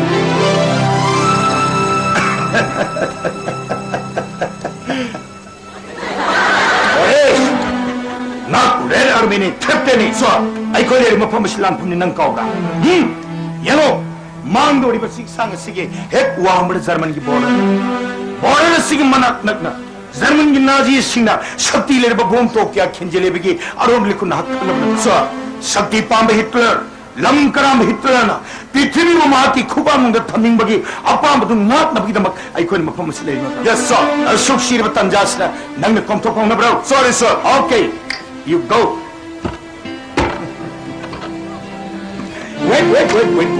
wait come there so nangi dama kari wale nangi dama uncle lady shi nangi iman aroi bi hayt talam dai matam da nangu ai gi phamdu sinaram banato nangi silki ge mere store bi dama aina taad pavel da wari pun mak lo musana bolo thank you thank you baba आई मुझे चलो ठीक है बाबा चलो चलो मैं साहब yes दादा बोरी साहब अंगांग से मतौना मरिंग जले अंगांग मधु मधु मां कैप्टन और बनी मां की ममार से लेके आई ये फंड से साहब कया दिन सी आओ साहब यस अब साहब अंगांग से नबी बरा यही सोने जरे अब इलेक्शन से आई कोई कम्युनिटी हॉल रा खुजा सिंह से साहब को की साहब से जला करी साहब इलेक्शन से ओके ओके तारे सादर सरे आई दिल्ली दी सी के प्रजा सिंह ओतोंना सुबुनो मकन बलिंजेन मानबसी आई असुकी मति अपेन साहेब नो मदिल्ली दी सेरबलम दम सी सोयदन मके पृथ्वी की ममिंग चपलम दम मु ओरक दोरे साहेब अदुगा तादगी आंगांग सिंह असि दसनतना लीदी सी लेसाब सिंह ओतोंना सांग मानन फजकले आई के रेड आर्मी फाउडा लीदी सी खुंद चलुसी हैबदी यहुद बगी मखोई मसेन हानबु तानरि बनी ओय साहेब ईश्वरी खुसेन हैबदु खोई पुक्सेल सब कमांडर साहेब नो आई खोई ये पाथोगदरिबा लीदी सी फेस्टिवल सी दमकता असोबो सेलगी मतें पामिरमसे खुंजा सिंह सिन ओथो धारोन होय साहेब थैंक यू वेरी मच अदु साहेब हाइबियो हिटलर की लान सी योसनकदा हाइदर पाखा से प्रजा सिंह सिन साहेब खोने तोने लापिदा खुंजा सिंह सिन नॉट सेंबिबसे खुंजा सिंह सिन हराविंग खैलेते साहेब तारमसे कोई तौदे याद बिथोगे तम फिर भी हिटलर की मखुतगी सोवियत यूनियन को कन्बाइबसे रेड आर्मी एखोई की ड्यूटी सोमी साहेब यामा थगनी है जर्मन लाइन है न खन हिटलर को सोवियत के आर्मी सिंह सिना कई सु अकी ब्रेकना लाथिन लगनी हाय दो लेबी बसे सोवियत के प्रजा प्रमुख सिंह से कया दर मरा फरनो साहेब तादर तपी वा फमद अचुमनी अरुगो हिटलर ने तौरिसे थौना फबी खुदम दिनते महाती हिंसावनी नी हाथ पड़ी मागी कंसंट्रेशन कैंप ता जीव लिसिंग इसिन खुजिंग वेदना हाले मशिंग थिंग उमद्रबलान फाकयामा मागी कैंप सिंह ने कंसी छिने बतन हिटलर की ममिता मशामु फब मी अमत उनिंगे मरु मशामु फब मी सिंह दुबड़ी तिंथंग पालक जोली तरना मखोन की सलगा शकोन कोई सिंह सिंह हाथ में सिंह अदु साहेब जर्मन की पावदी नो मिलत सुनो साहेब आई को जो ओदन की जो है देखो नो महा की कैम अलदु तारो में जदी तमोना अलग बोगी वादी लेते हैं साहेब मी जमाव सी कखल मखो अनि जो थोड़ी याल परे कखल थमी हरिने सुमी ओ दोना तफिम हाथ हाले साहेब आइबियो आई खोई खुंगल वसदी कई तोरबा अल्लाह ने तरपदो भाव महा की मम्मी जे पल्लग थेमनरबनी साहेब तादे हिटलर लाई नती महासु आई खोई मम्मी मी मने हेंजन की फम थोकती साना देता मशुम वखल से कोई पुक्सेल पिथर गुमसी मखोई नोंमै मरु बाय खिब पीबा ngमगदबदि आइखोई सोवियत की लमंग असुमनिस नोंमै मरु न मियोय बिगि सिंजा खत ओइ बि हागदबन सोमिस आइखोई फाउगिंग संगे वाट पाद्र मतमदा जर्मन की लामी सिंगा आइखोई की लंबा पाना बंगमगदब असुमनिस साय नि हाना बहनरि गई लान तौना बहनरि गदा मखोई की थबक सुबि कल्चर मयाम अदु मांग खिदना जर्मन की लामी सिंगा नोंमै थांगदबदि लारदना नोंमै की ट्रेगर फाउबा सिंगमंग मोसुमनिस साय अरुबु सोवियत यूनियन खोनदि नोंमत सु पृथ्वी की मपु ओइगे खनखिबले अखोई थवाई हक्चार पोंथा ओइख्रबसु सोवियत यूनियन दी नाक्सेने थबिगदब असु मखोई लागी कल्चर बखोई वर्क कल्चर लाइन माइथि पीब ngमना बोहन सोनो बक्सिंग से साय खोई पांदि ओइथोगदो वाक्तनी अखोई मिशन राजानी साय खोई तुंजो बखतनी ने साय थादा वारी सुवारी कानते द लान दी वारी सिटोक्स खोई दे साय अदुगी सरपुदी अखोई इसाई सोई बतुंगी पुंची की वारी खर्चो सान सनी साय हयंगी फेस्टिवल से कोई बगा इसा सिल्की का बोरिस के अनिमक्सी मेरी स्टोरी साय आइजु खजरी बरे अदु कैप्टन बोरिस है अखोई लीडी सिगी मिगा चाप माने मरम हयंगी खोई लीडी सिगी फेस्टिवल से मार्क सुजगो इसाब याउदोरी हारी ने साय ओ याउदेसु तारे याउजे नबाइदन बोरिस पइन मंगजोन माबो सुटी पिथोक खंगे साय आई इसानी मक्से मपुंग मोई लोइना फारबनी हदकी फेस्टिवल गस लोरगा मखोय नि से नोमतदा पुनः तो होंगे प्रियाने खंजरी बनी साहेब तादगी वापम अदगी हमने पचाई सेन चंग मत मांग सुकी मत अंतरगनी नना उसे हम सब साहेब आई सा सिल्की जे आई कोई लीडी सी खोंगा से ओदो चमज खबा पंज खबा इसा की थमोइन पामजन मम चसे खिबदो मपा की सोपाम अदु साहेब आइबियो साबी सानो नु सिलंबिदा था पन त नक पादो हे खादु नबदी याबरदो पुनमक साहेब कोने सी फयन खंबिलो हे के तोसु के दोगिरे साहेब अरे वारी सुंगारी अदुदी अंगांग निगी लोहं खुंदोंबगी वाफम सिमदी हयेंगी फेस्टिवल सिक लोइबगा इसिनो फमिनरग तरी साहेब वेट प्लीज सॉरी तारा इसिना ओइकोनी वरी नुगारी गेता अंगांग सिंगैबु गारी देंगाइ बले इसे दिखाउथोरे इसे बतोरे अदो साहेब हयेंगी फेस्टिवल से साहेब नाम तार लाफिदो यादबनी को साहेब ओइनो करिगी लातने हेगे अदु बता दो वफमना हयेंगी कोगी हेडक्वार्टर की जनरल कमांडर मार्क्स फेस्टिवल सी मुलाकातनी माबे पुने तलामिना यो नुइजरे साहेब आई कोई कमर्टने ले चले साहेब नो की इसिनो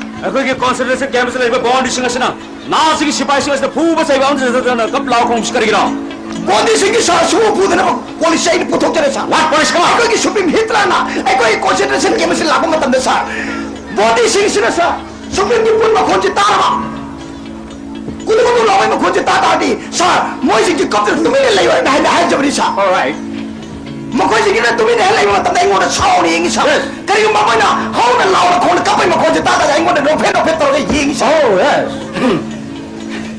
आइना मतलब है जबरी सा मकोई सिंह की सा आइना दरकार ले दे आदु तुम्हें ले जबरी सा सा नंग को सुप्रीम कोर्ट काउंटी में तुझे ये काउंस करेगी ना नंग की पॉलिसी सुप्रीम में कैसे करेगी तो ना खेंगी ना नेवर मर्चक सुनो साइडी केस रूम फिले सा what case come on case हम लोग जाने सा करो केस कोई मी हाथ भी सा या नो तो मी से लिसन हाथ भी नंगम दे ना मसा मसा मोमो की मसा मसा तो बोल सा या खोंग तो का जो कोम बातिल ने फल खोंग में छोटू का उठने सा 2000 से ले बात से तो कोम तो कुछ मुझे सा लेबा खुश में योग तो नुपा प्रोर में करो करे वेल सर ना मथंग नांदो सा या माकी वई से संत्री ता जब निसा इबाने संत्री ता नहीं मतलब निसा निंदा अथेन में पुंग तारा की साइड मादी तुम में भावने तुम ठोकरे सा आई तुम में तो फसे तो निसा आई उई ले जब निसा ओ तुम में फसे तो उई ले रबा यस आई उई नहीं मतलब निसा मसा की लेबा खुश रंग नुपा से मादी इंग में होगला जा रे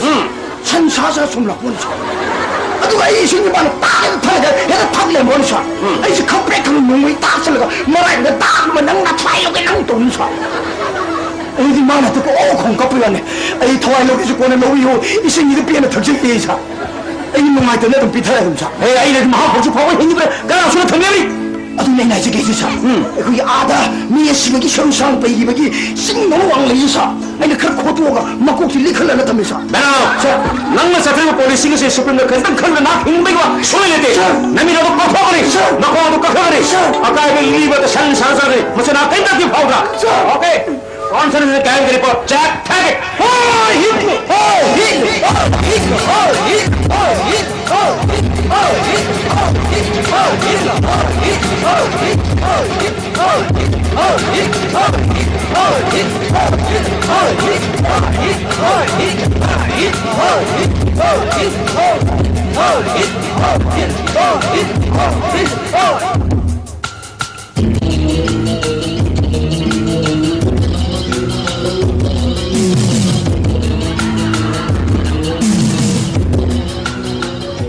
저만이 나지 부르면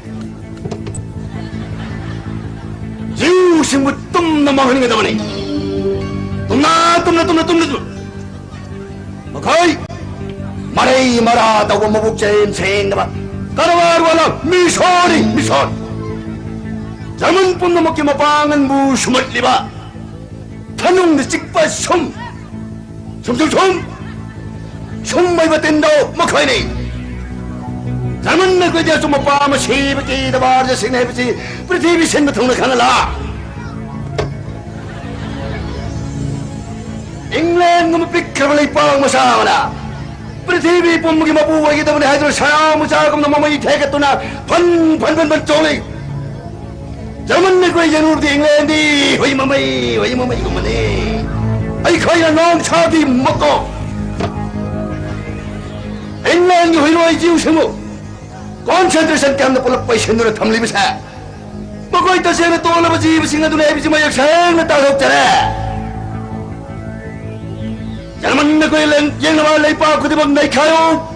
Yang na ba ay wisidi yang na ba rin. Yang na wasing mutum na mga madula tao na papagi mataw na. Tao na papag sa ibig kita ba? Jalaman na ikaw na prithibi pumagi mapu oy daw na. Jalaman matapom naman. Pamamwala tangalaw Prithibi na mapuna at na mapusawa Minahet ko na magtum na mga lasay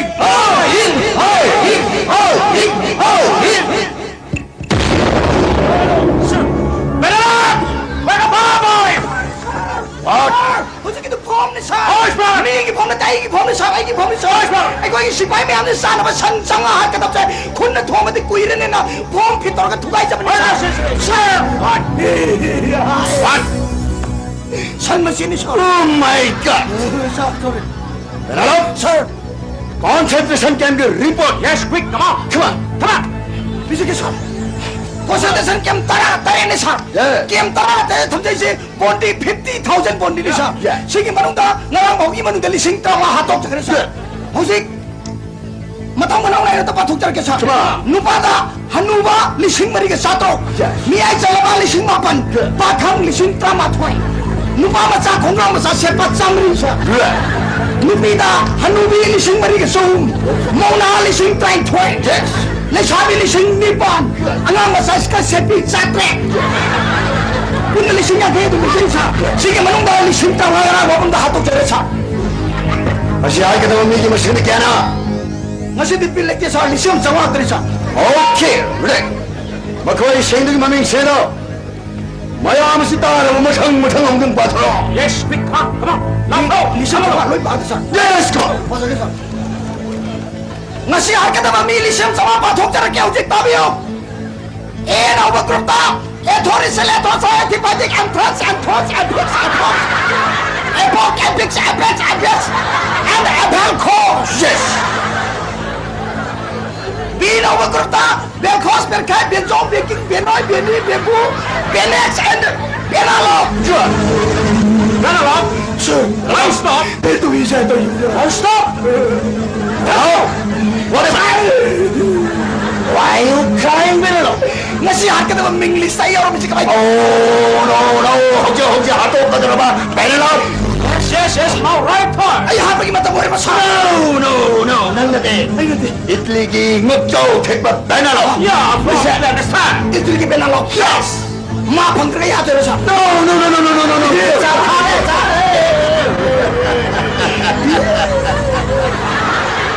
No! Nangate ay nakariyahat ka na eh! Sir! Nangate! Itligi ngutso, take back Benalo! Let's continue! Come on! Mau na tumahapyo siya! Continue! Miha pa ako sa No! Makan kau. Oh, baik. Kau dulu. Sedang kisah. Sir, nasi harga tu milik singam sama sing manungda. Angang masa tara tara jauh sir. Oh yes sir. Sekolah lagi pabrik pernah temale. Satu satu loi nuai sir. Uniform tu loi cili sir. Lagi kau tu masa orang gali kamai tu sir. Yes sir. Yes. Makoi tu ni seorang lagi kau hijau nama woi tu ni sir. Makoi masa di sebang ni kong cedo. Masa tahun mutai. Sir, angang itu tu pilih. No. Anyway, sir. Sige tahu. Hingo tu pun ini kekeno kita tu bisa disah. Oh yes. Nak kau mayam sah saya macam lagi. Mutingung mari sige tu mayam tertel. Langsalam. Sah tu lebih usah. Aduh mari tu magal tincam pun maru pai lagi bisa kerja langsalam. Maya yang tu lebih usah. Excuse sir. Walaupun Bonti mau jemput arah ke suai kau kita mata. Asal menunggu tangan tu tabak sulit bersih kasih. Asal pun asal pun dia jauh ke. Masih tangai pada kita orang tak kerana tu video cungkiri kali sir. Kalau sir. Nang magna. Mapam masih anak lain sang. Hos berap lagi. Makoi mo masih apa nak itu sama dete. Sila concentration camp. Aduh sir. Marah lagi citra bami ka asu pak tang nasum hap kita thama masa terlebih si. Prithivi ke jauh tu khidmat aku mereka kundarai sir. Marah lagi sulit tu deh tanah si aja. Berapa? Misi hingga sahiro ya yesa. Nak kau ini kang mengunde. Yau country manung saya lagi bersiti pun mak lekhat tak hai. Parasa. England Italy ni semua lekhat tak ni. Yes. Nama saya nama tem kau ini saya lagi seterusnya plan tu nane. Saya plan lagi kau ini nom tapi lising hatu pangam tu. Right. Berapa? Saya. Prithivi ke jauh tu kudi masina. Aku ibu hingsa yang itu mana orang lagi aku ibu napal. Aku ibu jauh thok jauh masih kerai terus.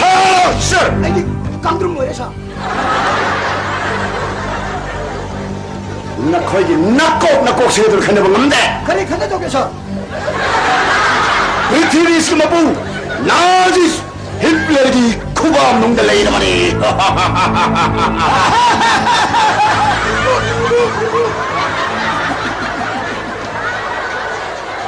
Sampai tadi, sampai di Union mau kau nak sen mengam dalai. Yes. Makoi na socialism dingula. Makoi ke nabuk lama pun mabuk thalan kemana? Sir. Jerman ni kau nak makoi ke kong ya kade hinglak payah hebat sini. Makoi ke nakok saya dulu kena mengam deh. Sir. Yes. Hitler infantry London himal में जंगाव में पैर ठत्तर ले रहा बसो उफंता नहीं खाई के दबनी Soviet Union ni maroi bersini se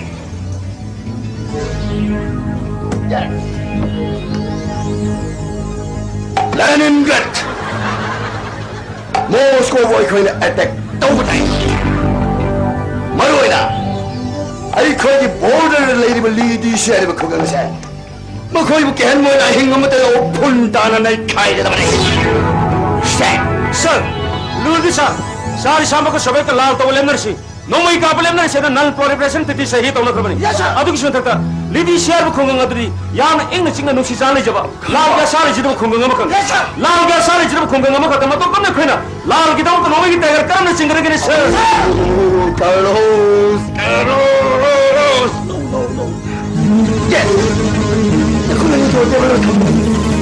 Pulau di Kevin, gimana?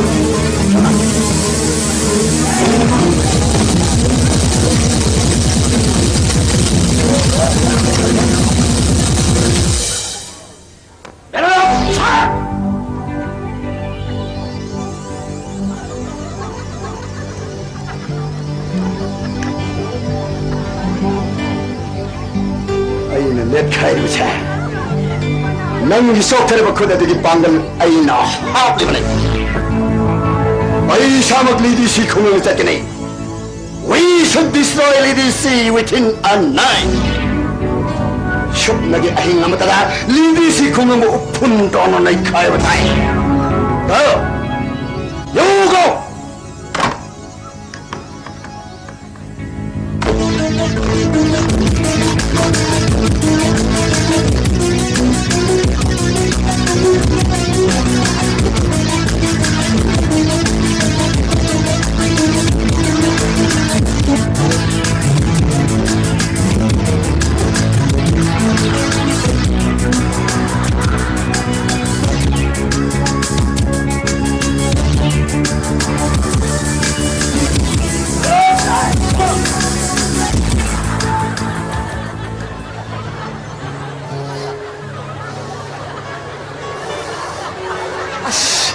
चक्कर काय रहे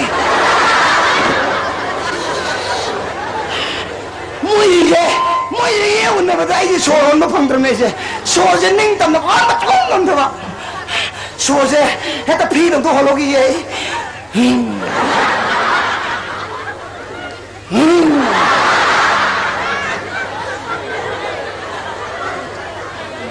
ओ पृथ्वी नंग कमाई तो रही है नंग कायनु नंग नराय बच्ची ओथो पनी तो को आई की सिराय के सबे माने तो को नंग करी गुम्बा काय कर बदी आई गुम्बा यूं द सच निंग बा शांति पाम जब मी हाथ से निंग द कया सु जाओगी तो नहीं नंग कायनु को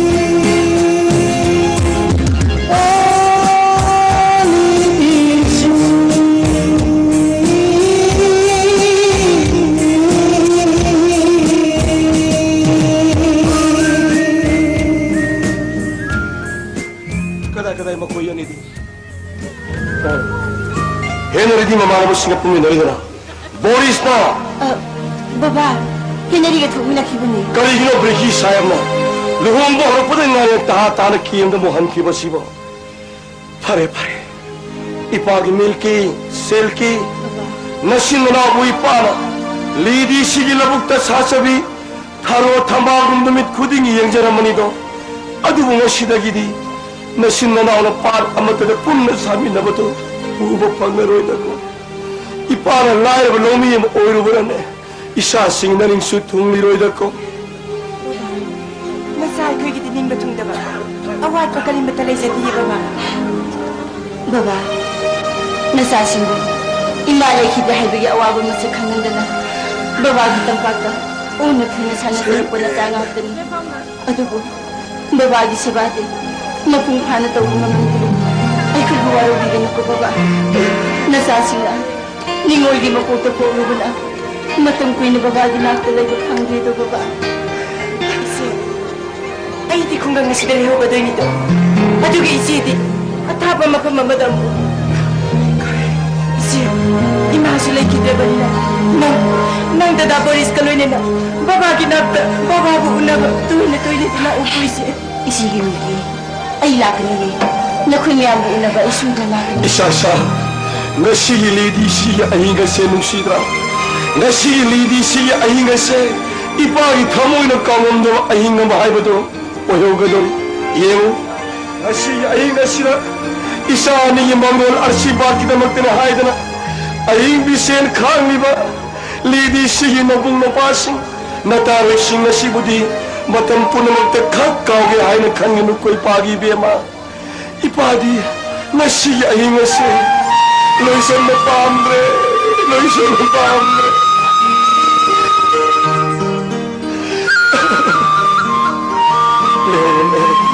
Nanti kada nuai ni potharu roko, nanawa sibusu mahaki kada tumbilu lagi, sama-sama pati lagi. Hai, si pai hotel ni, hai ma, berki saya ni, saya, lepas tu saya ni pada, ayo je pamai matam nanti, ayo. Headquarter में से समलत ऐसे तैयारी से सरोने तादन ना वो भी गनो आई body से उन्हें जरी आई तादन तो उन्हें जरी कहीं तो पुदो शायद ताकि बॉडी समझ में ये केम तो पुदो याद है कहीं उन्हें शायद ताकि वो शिवा मैं शीशी शानी लोगों की शुद्धि बीबी रंग साहब मतलब हाई भी गनो सुनी मतलब ताकि गनो साहब ताकि वापम लो यम चुबो वापम ही अदुबो मस्जिद खुद ने थोड़ा ऑर्डर में मखा कौन बने आई कोई जनरल कमांडर ने फ्रेश साइट होगा मैं कोई कैप्टन चुग बंदी फमा पांतो कबले मस्जिद को मैं बॉडी से यहाँ उधर तारग दे मागी सर्विस ताकि बले इधर मधुके तो मैं ई बॉडी से ब्लॉग लग सकते शायद Hello, please, Boris. No, please. How you know all of this? Say, what I'm saying is, angang singman. Oh, sorry. Okay. Isa ba hinga yung angan the Moscow city the thing that uncle si yaw dori. Puno sa minyo. Don't mind. Isa kim takalun. Ay Boris pa yam tun taran. Say, puno mo shimbi ko say. Baba, hayo ako masi baba. Isa kari yuwari. Nangi uncle ma usuk chang lay basti.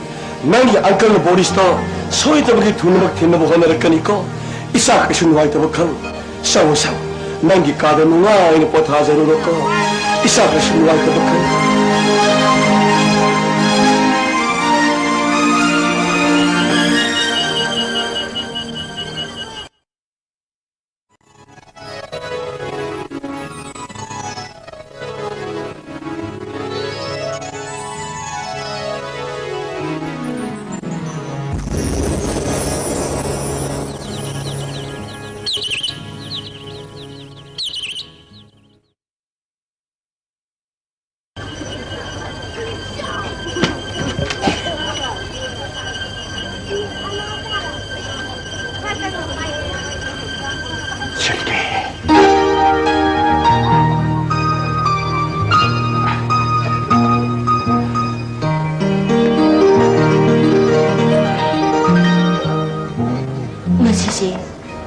nang ay luhong maging ko. Mane, nasisi na nga iluhong maging ay sukali, ay ganggal sukali. Ado emergency ko ne, chatto yada bane. Nang nasiya na kanglida na, lan nigi punshini. Duty is duty. Ay, ऐ चलखिनी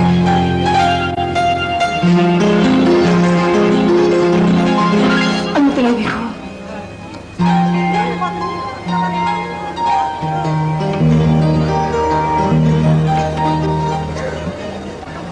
कहीं नंगी खुदांग सिरिब घानी अदुना नंगी नथौगी दमक्तदी मतम नागना चत्प ngami अदुबु अयिगी नुंसिबगी मतम कायहल्ले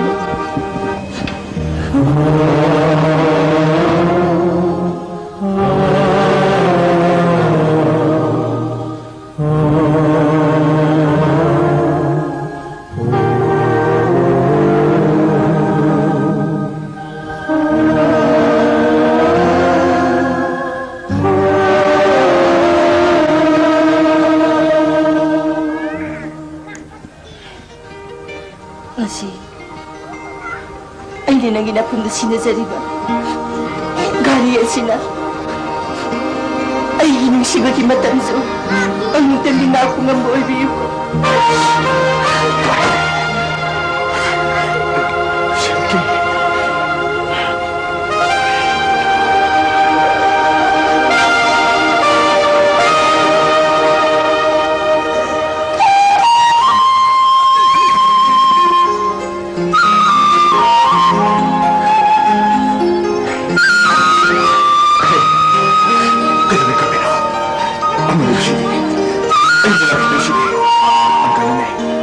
Ibu nanggi na temu shuai na targini.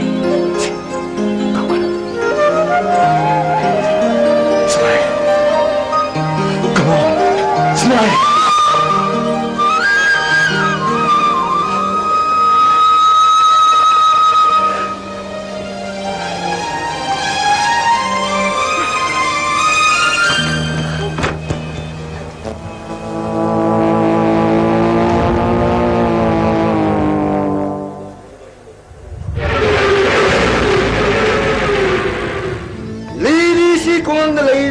켰대 났더라. 사생뿌르 아잉 스메트다 똥 나하도 하다보네. लूर sir लीडी sir मांगजो ना कोई लान में हाना पैसे नहीं करबना कोई लान में सिंह से आसो पंखा दिन नंगे sir 그래 시작 따라더라. Okay sir 오네. Yes sir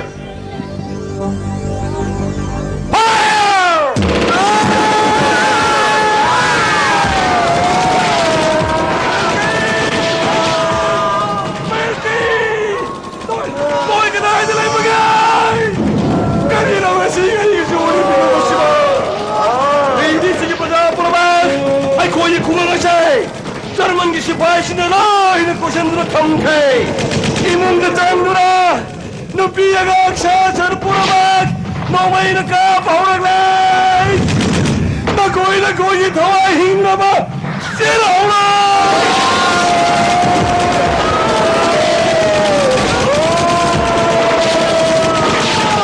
이기라 이거니까 나는 까이라 기분이라 잠자마 빠자 이거 보다 비리 맞지마 Hey, Charlie, di sige pag-asi kasi.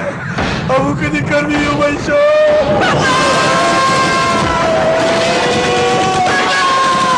Ay, sinalay na!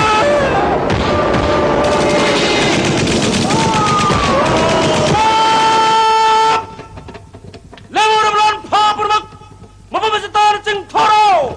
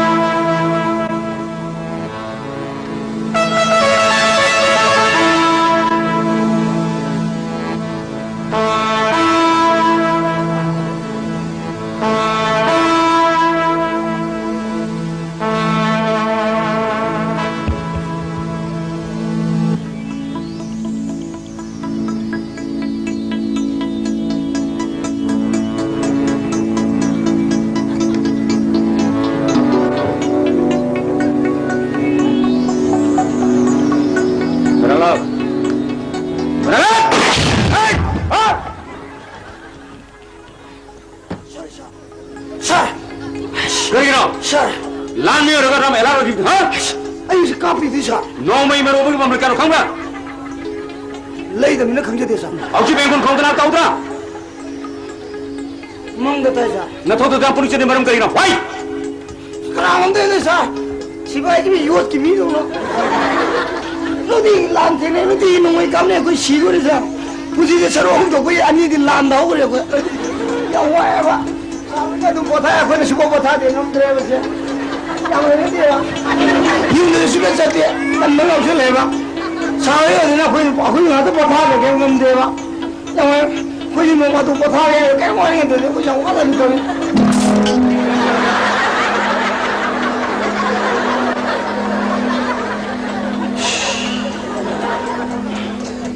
Sir मेरे यो सादा के बंदा हम लोग सब याद है सर वही है रे लाम जी हम कंसल है सर लाल मनों जी यूं दम चल याद है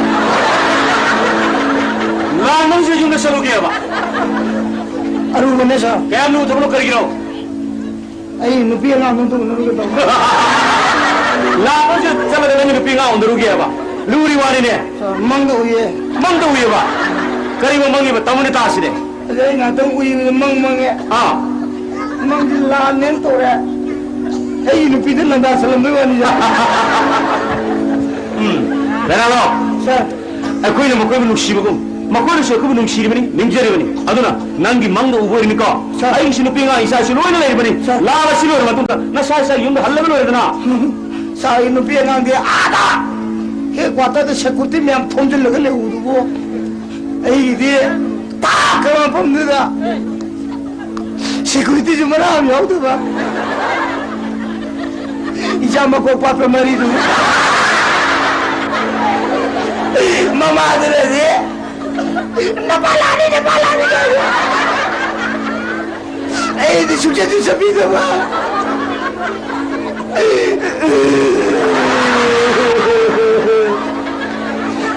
यूं चलिए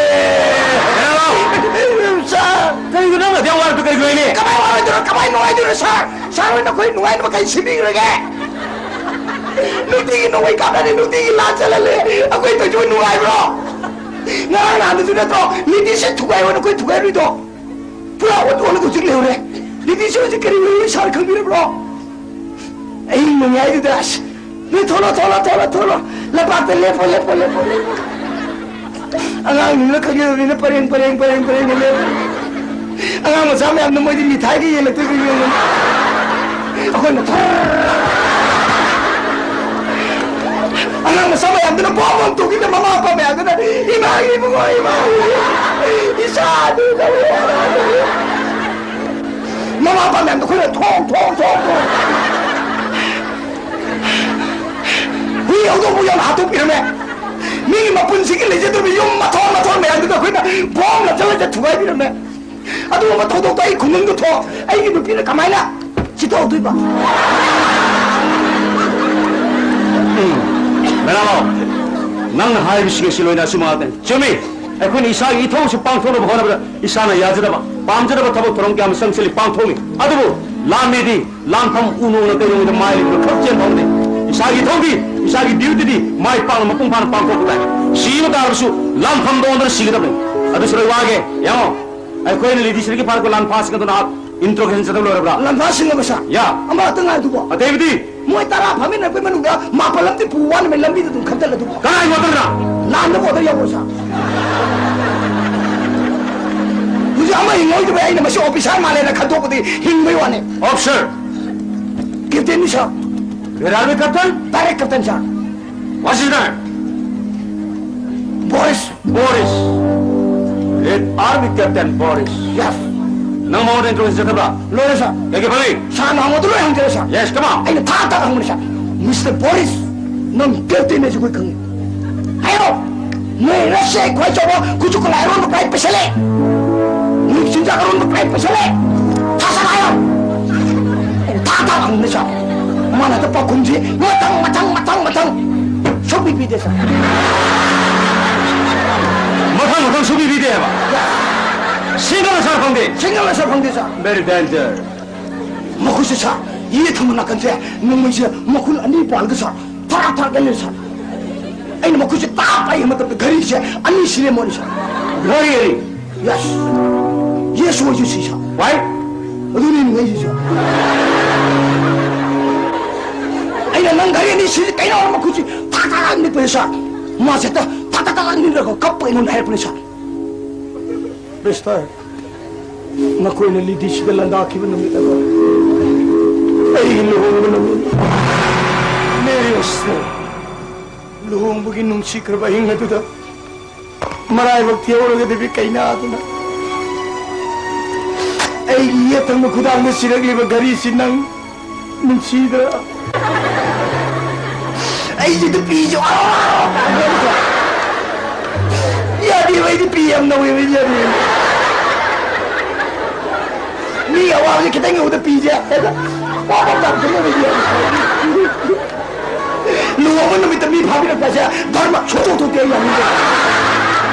Ay semua benda, aku ini sahaja palan ini khange aku ini, lu apa ini sipai kalau ini macam si pau ini dia. Sahaja juga ini kami dah, sana yang ini, asyik ini pas tak kuda tak. Mana? Mana tu kena? Mana tu kena? Karam tadi sir. Kita angoi. Syukur nak kau itu yang sini bagi kita. Magi aru mami kiamat hamil itu nak kau dah. Salu tarusu. Nangai ini sebenarnya plan tertaru kita ni. Yes. Plan nama jadi sir. Wasaran? Kuji aku ini ni sebagai putera itu Black Sida itu sir. Black Sida. Black Sida. Aduh tadi masa asli besar ga. Gari dah hafal lagi samudra dah itu kita ni. Terima dia tengok apa tu nomor pandu tiap kali ambil ni. Samudra thada lo. Ini aku ni sih sih tak berapa. Tak. Uai ni holam macam tu. Naro. Ay orang ni. Ay nama uthada le.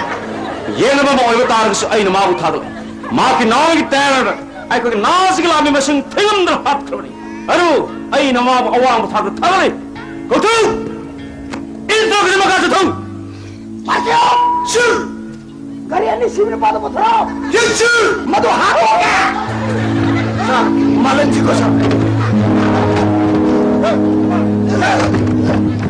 Sure.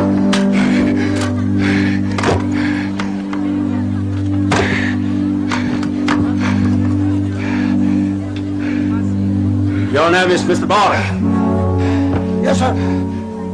Where are we, Captain? Yes. Okay, come in. Mister. Marami pa kung tuta na doon kumo. Ay, pera ka doon.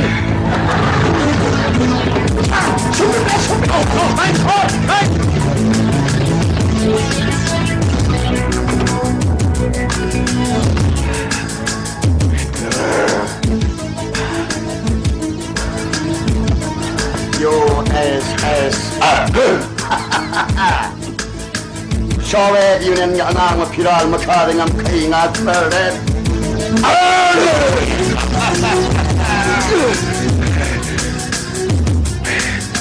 Normally, yaman din najin sing lamba pagi kak. Bekro sifai mada, nang ina tong na pamay. Matumalo, pasoy mo to pakto. Maduda Boris na tingnan mo kaslite. Pakto! Dan 야는 세게 남아잖아. 그는 프리티비 본부분에 거기 쿠바 농유 탐노 하늘에도 히틀러들이 합종하러 오가매. 나 거기 것이 앙앙의 비라리 마가르 셈텔리 아상 말라북 남아ang palamak 앙앙의 캔들 무슨 상을 그다음에 넌 말할래 제대로 미점 빼자 그야기 더와이 망할래. 누피가 그야기 이제 공감나리. 나란다 나자티 늘 파우는 어울리 네 뭐다 남기 ශක්තිය උනේ මතක නැතර අදව 남기 ශක්තියද 남기 파워යද රේතානි 시파인데 또 정말 뻑들이 하나 빨리 swallow kalme Sihira ka daw mikro pamatangar mo matamasing ng nataw na ay na. Pagalik!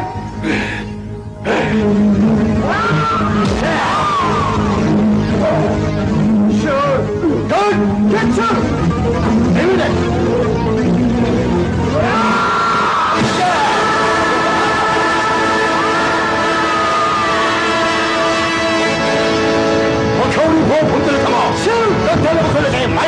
Support के दौड़े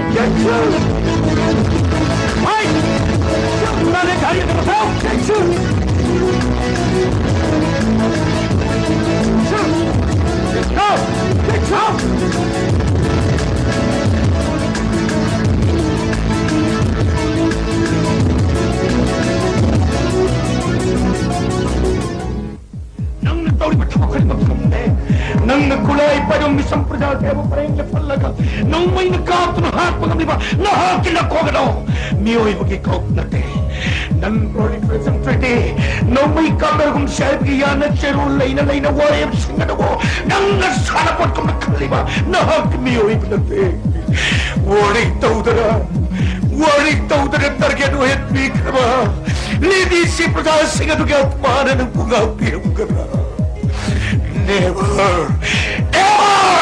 Nang bunga pinamlay, nang nasabi din niya praja ko naman ang nahali, nang nabaroy mo sindi po naman ang nalaw sa lagli. Oh, Boris! Ay, gijit ang mapamwa mo ang mag-Captain Boris. Tampir malidi sige lahat pang napapunsiyo. Nung sira malidi sige praja pang napagpasuod walang kayo. Hitler! Nang masabi din ng diwar polisina, lie na may team of people ng tama, ay kayo Sir! What? Lady Sina may hati nga nabi, ay ko i-rescue, tiyam na pamunig masama. Sharp pala pala sir. Kare, tamti na ba lady, sige lang pamaluti nga nabi, nupi matsama kag na ay ko na pagpamihay ba? Yes sir! Come on! Be ko'y bring her, oh sir! Sub na tagimit sa mga akatang nung sita na nagkunda sa magkulam ako. Ay nga man itong natopi ka ba? Malay magtiyaw na may kanabong tayo mong palas na higal na ulit na ko. Nupi masano ka na gawihingaw ka ni.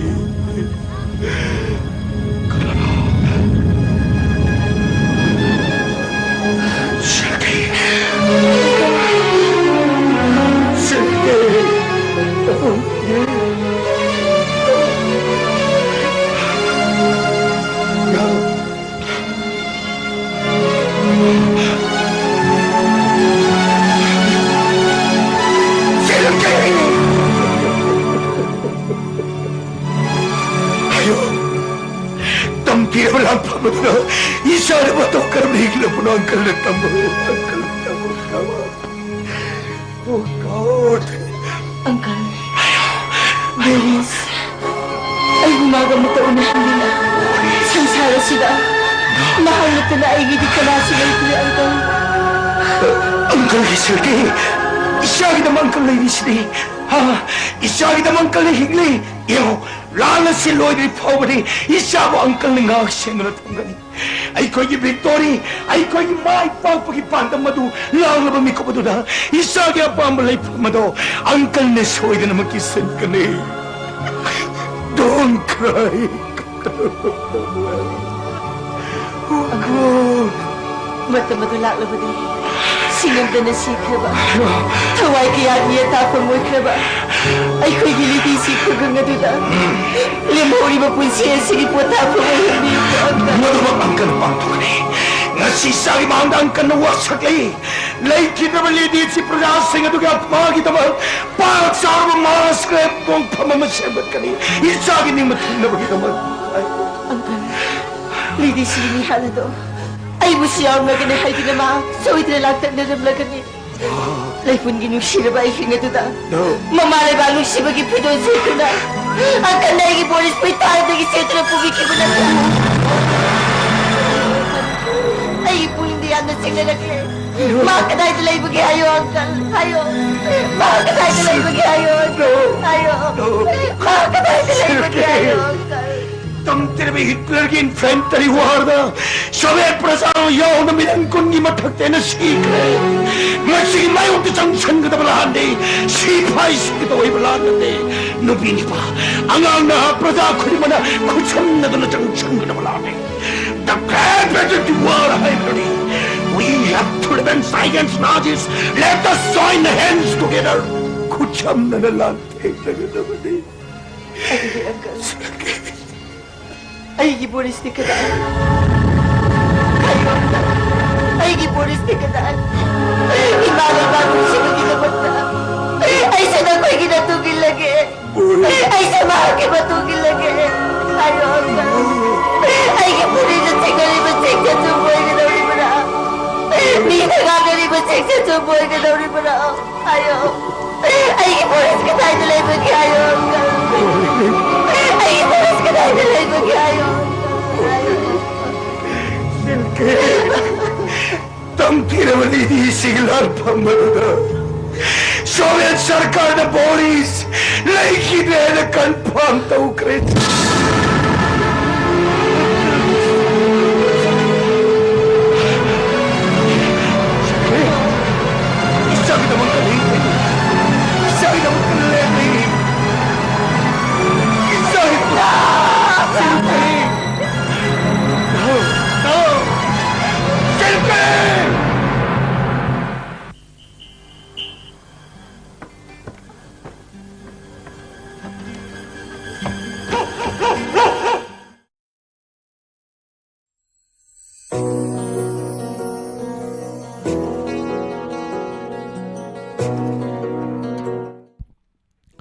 Hojik tabi kre sumang kumai sumang lila lady sigi gulaf.